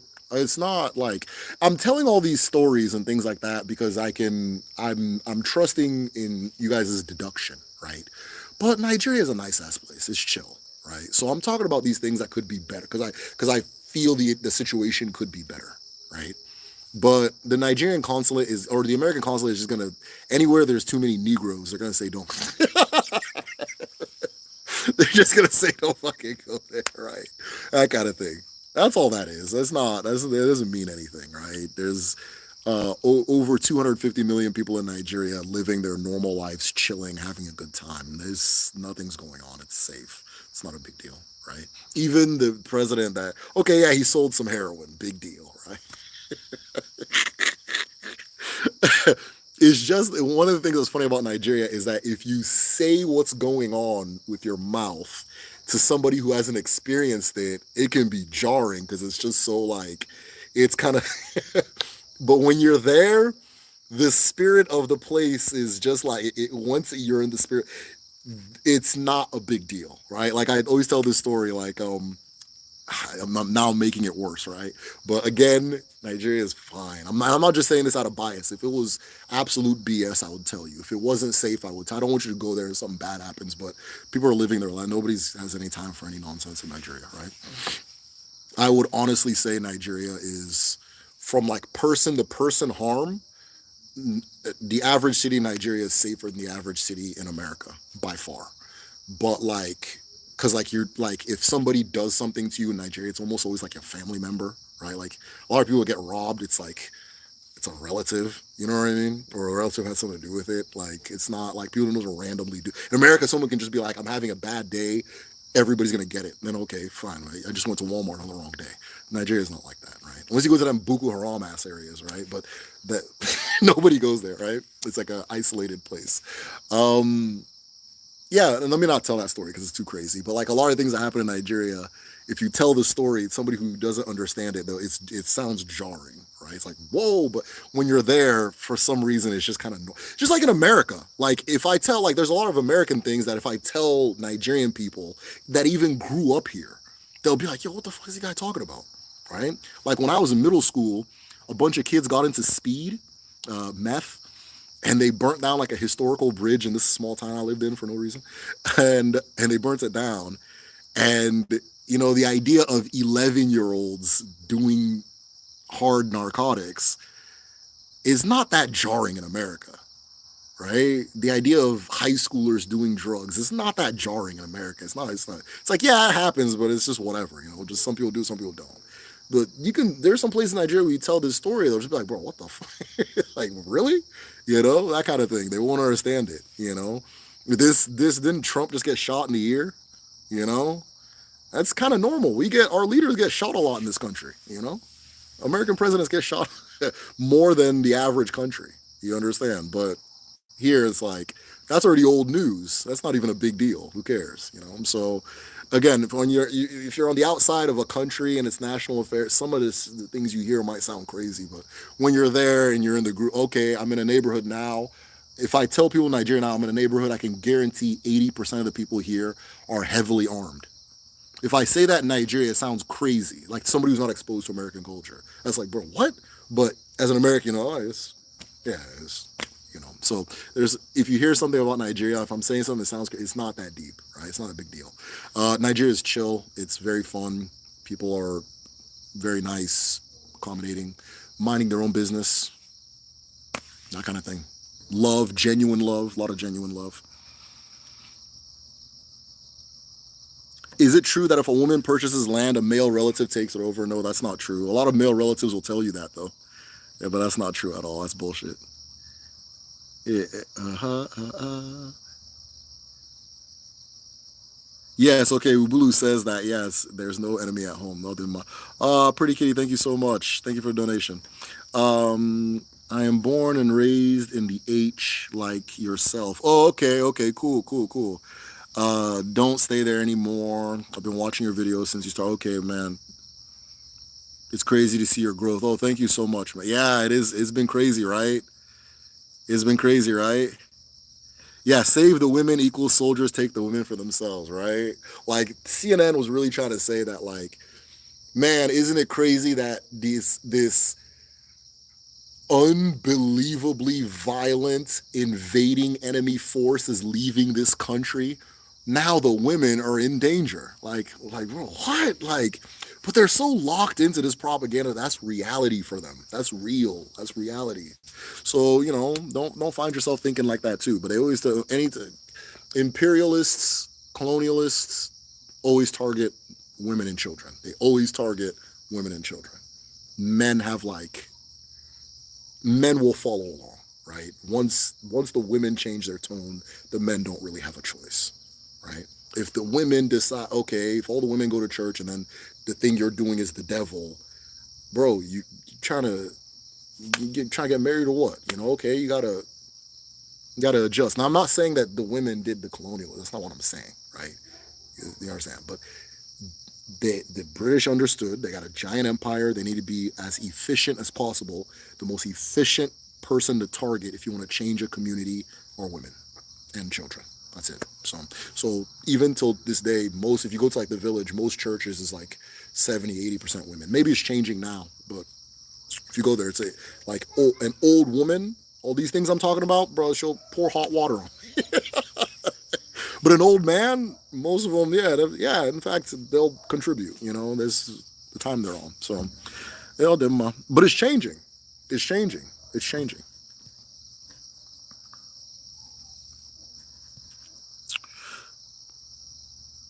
Jacks, you drop the ball on the ground and pick up the spikes. Mancala is the board game with the holes where you put the pebbles. Okwe Jacks. Yeah, I'm trying to figure out, again, I suspect I've been calling Mancala Okwe, but I could be wrong. It could be, if anybody who speaks Igbo better than I do, please let me know Okwe. How do you play the game Okwe? Because it's either Mancala or Jacks. But both of them, we play them at home. And traditionally, like, what we do is you dig the Mancala. It's not a board. We dig holes in the ground, and you use like pebbles, smooth stones, just like and then you do it that way. So I didn't mind. Now, I think we call Mancala from every corner of Africa, even into like the islands and everywhere. We all play that game. That's the one thing everybody has in common. So that's one of the reasons I suspect it's Okwe.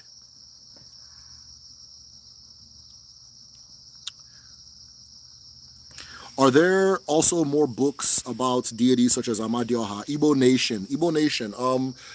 I have a book on Nemiri, and this has got to be one of the best books I've ever read on Igbo spirituality. It is written by, I can't say her name, but she's a Belgian woman, or maybe Dutch or something. Jean Blessen or Blesse or something. I don't remember authors' names very well. I wish I want to run inside and grab the book because I just got it recently. I've been reading it. It's phenomenal. So that's one on Nemiri. I have also there's a book on Agu that I also just got recently as well. On just type in AGWU. There's one on Amazon. But if you want to focus on specific Abara, in my library, I just have like the different Abara's names, and then you click the folder, and it's just got like books, articles, whatever you want to read. It's all in there. So, Odema.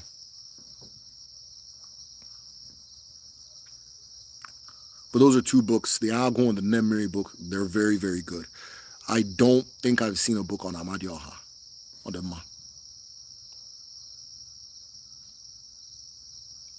It's quite jarring. Can you please tell? Okay, cool. Can you please tell the meaning of your display picture, or the picture of your channel? Yeah. So the medicine shell symbol, right? The symbol for the village. Okay, so what's the history of that? Thanks for the question, man. So what I did was I took the Insibidi symbol for unity, right? I took the Insibidi symbol for unity. Okay, there was like a wreath. You know what, like a, I don't really call it a wreath. It's like a circle with like little, like two branches. And I noticed that they were curved. So what I did was I combined them. It's actually two branches with leaves. Those are two branches with leaves. And I combined them into an Insibidi symbol for unity, which is like it's like a two C's doing this for togetherness, for unity. And then I noticed it makes an ikenga. It made a perfect ikenga. And I was like, oh shit, there it is right there. Right? And it just kind of came to me. I don't know. I was just like, let me combine these two. And then it was an ikenga. So it's togetherness, it's ikenga, it's the two branches, it's the two wings, chineke, ofonogu, all those things. So all of that is encapsulated in the symbol. And then I picked yellow, just being strategic, because if you're scrolling, yellow really sticks out. So I want to be like, oh, what's that yellow thing? Click. You know what I mean? That's what. I didn't do this on purpose, but yeah, and I made it yellow for that reason. So just go like, if you're moving by a bunch of thumbnails, the yellow one sticks out. So that's the history of the thing. It all just kind of started coming together. Funny enough, I made it because I originally had like a picture that's, I guess, somebody who works for BBC Igbo, who they don't even exist anymore. I don't know. So BBC opened a propaganda wing where they were going to speak Igbo, like Igbo people were going to listen to them, called BBC Igbo, and somebody made a picture, and I used it. And you don't use people's property without their permission, so they were 100% correct.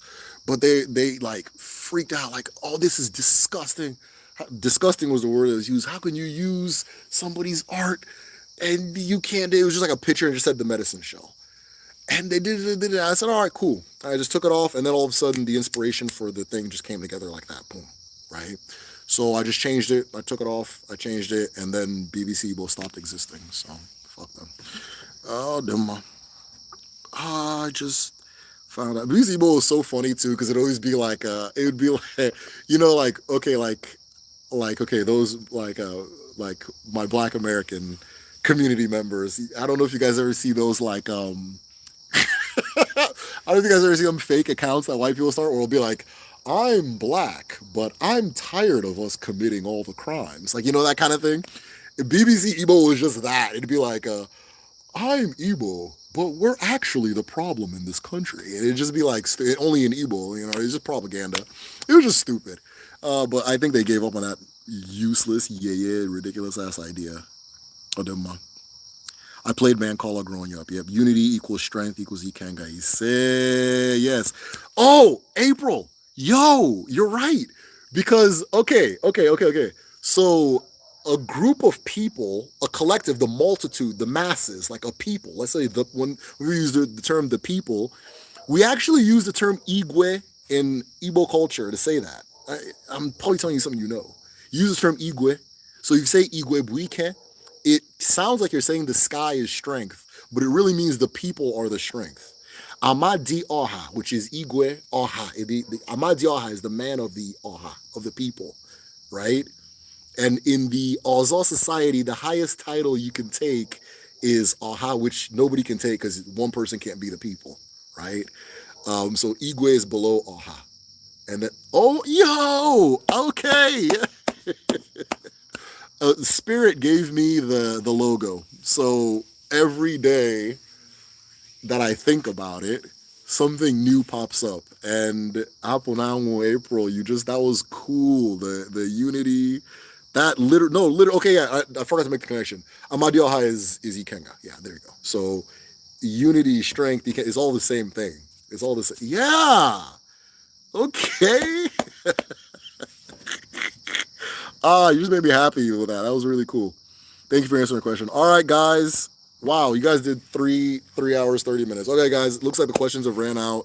My son wants to make a pizza. I told him we're gonna make a pizza, and I forgot, and then he remembered. So now I got to make a pizza at midnight. Either way, thank you guys for being here, guys. Get on the Patreon. Get on the Patreon. We're having a group study tomorrow, right? We're having a group study tomorrow. The group study is similar to this, where we're discussing, but it's not just me. It's like it's a Zoom meeting. It's a Zoom meeting. It's our village community meeting, right? our AHA. And so we pick different topics and we discuss them, things like that. Patrons also get like the my library and my calendar. So like I have a calendar that tells you like what market day it is and then what moon it is. So I connect that to your Google Calendar. If you have Google Calendar, I connect it to it, and so that it just kind of like naturally pops up. Oh, today is Eke, today is that kind of thing. I myself, I use Eke as a day of rest. I don't work on Eke Day. It's just me and my family on Eke. I sleep as much as humanly possible on Eke Day. I speak with my ancestors on Eke Day, and then I spend time in nature on Eke Day, but I don't do anything that I would call work, though it's hard to call this work because I'm having a good time. So that's just how I use the calendar to guide myself and so forth. Some of you know what elements you are. Some of you are Umweke, Umworie, Umwafo, Umwonkwo. So some people, like at home, they'll use their day as the day that they visit their ancestors. I do it every day, but some people prefer it's again, it's just whatever feels good to you, good and natural to you, right?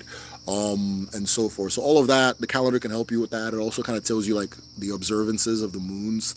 Not every moon has an observance, but like if there is something, then like, okay, what happens on this moon and so forth. Usually every 4 or every 3 moons, there's something big. So all of that is available on Patreon. And then of course we were talking about books, articles, all that stuff. It's all available on Patreon. So yeah, get on the Patreon. Like, it's time. Come hang out, come discuss. Most of it is available at every tier level. So everything I mentioned just now is available at every tier level. And then if you're learning Igbo this year, Zoom chat, I hate meetings. Okay, okay, then don't come. I don't Yeah, then don't come. What are you talking about? Yeah. No, all smiles be. I think you've been to the group study before. Am I remembering incorrectly? I really feel like you've been there before. Come hang out. It's not like a work meeting. Oh shit! Don't call it, my friend. It's meeting. I'm not boy. I'm meeting. But yeah, how are you? I have what may be a silly question, but if a married man and a married woman have an affair and have a child, will it bring bad luck to the child? No, it will not. No, it will not. But the child in our thinking traditionally is the man and the woman's child regardless. It doesn't matter about the affair. It's still their child. So whomever the man in that situation, in the traditional sense, he's not the father of the child. It's that kind of, whoever the sperm giver is not you cannot father the children with a married woman, right? But I'd chill out on all that. I don't know. It's not gonna give the child. It's not. The child didn't do anything. That's not the child's business or problem. You know, that's not what that is. But I would chill out. I'd chill out on all that. You know, I'm not saying that you did it. Tomorrow, what time? So tomorrow, it is going to be, I'm U.S. Central Time, and that's 10 a.m. U.S. Central Time. But we yap on and on until the meetings go long. You don't have to stay. You can come and go as you wish. But yeah, most people come in from the beginning and stay till the end, which I love because it's fun. But yeah, 10 a.m. U.S. Central Time. So if you're able to join, come join. Anytime we get someone new, it's always because like we've been, we're a community. We've been together for a long time. We know each other very well. So when a new person comes in, there's always kind of this new spirit that comes with it. That's fun. So I'll do them. Where are we at? He's saying he hates the terminology meeting. I know they hate the terminology meeting, but I'm going to be stubborn and still say meeting. But yeah, fine. A group chat. Let's do that. A group chat. Oh, yeah. So group study is what I use anyway. Group study. But yeah. No, meeting is very feels very corporate. In America, in back home we call it meeting. You know, the family meeting, this meeting, that meeting. You'll be doing meetings all day if you're in the village. Uh, but yeah, no, I feel your pain. Meeting's crazy. Ubulu, hey, the legendary. Okay, we'll see you tomorrow. Ubulu, if you're at home, I think people at home are having a hard time joining the Patreon, so double check that. Kachifo, everybody. I understand pythons are sacred animals, Igbo spirituality. Are there animals that represent evil and misfortune? Vipers. Vipers, not pythons, but vipers get used a lot to represent like danger, bad things, that kind of thing. Owls. Owls scare people at home, especially the big idea. The big idea. I don't know. I don't buy into this, but the big idea is that if an owl turns its head all the way around and looks at you, it's your ass, right? It's not cool. And then that's it. But like nothing is ever seen as good or bad. It's just like a person. Like it can be either or. It can represent either or, right? But yeah. I would say owls. There's kind of a thing about owls, and there's a thing about like snakes that are vipers, not pythons, right? Yes, next live stream, Bibo Nation. Thank you so much. All right, guys, you guys are amazing. As always. Okay, yeah, we have 2 more seats in Kedu. By the way, I got so many like disjointed things I always have to mention. But yeah, we have 2 seats left with Kedu if you're signing up for the Igbo language class. Unless you're signing up at the higher levels like Igbo 2 and Igbo 3, and then the kids class, those ones, they got seats available. So that being said, and then we're going to start in 2 weeks. So, oh yeah, bosses all come. If you're having like a financial situation and can't afford it, but you want to join, just message me. We'll work something out. That being said, uno gade, uno geto, nke ọbụla uno tiri aka, ọ ga-adị n'ụwa. Ọ ga-adị otu a n'eke, n'orie, n'afọ, na nkwọ, ise, ọ dị mma.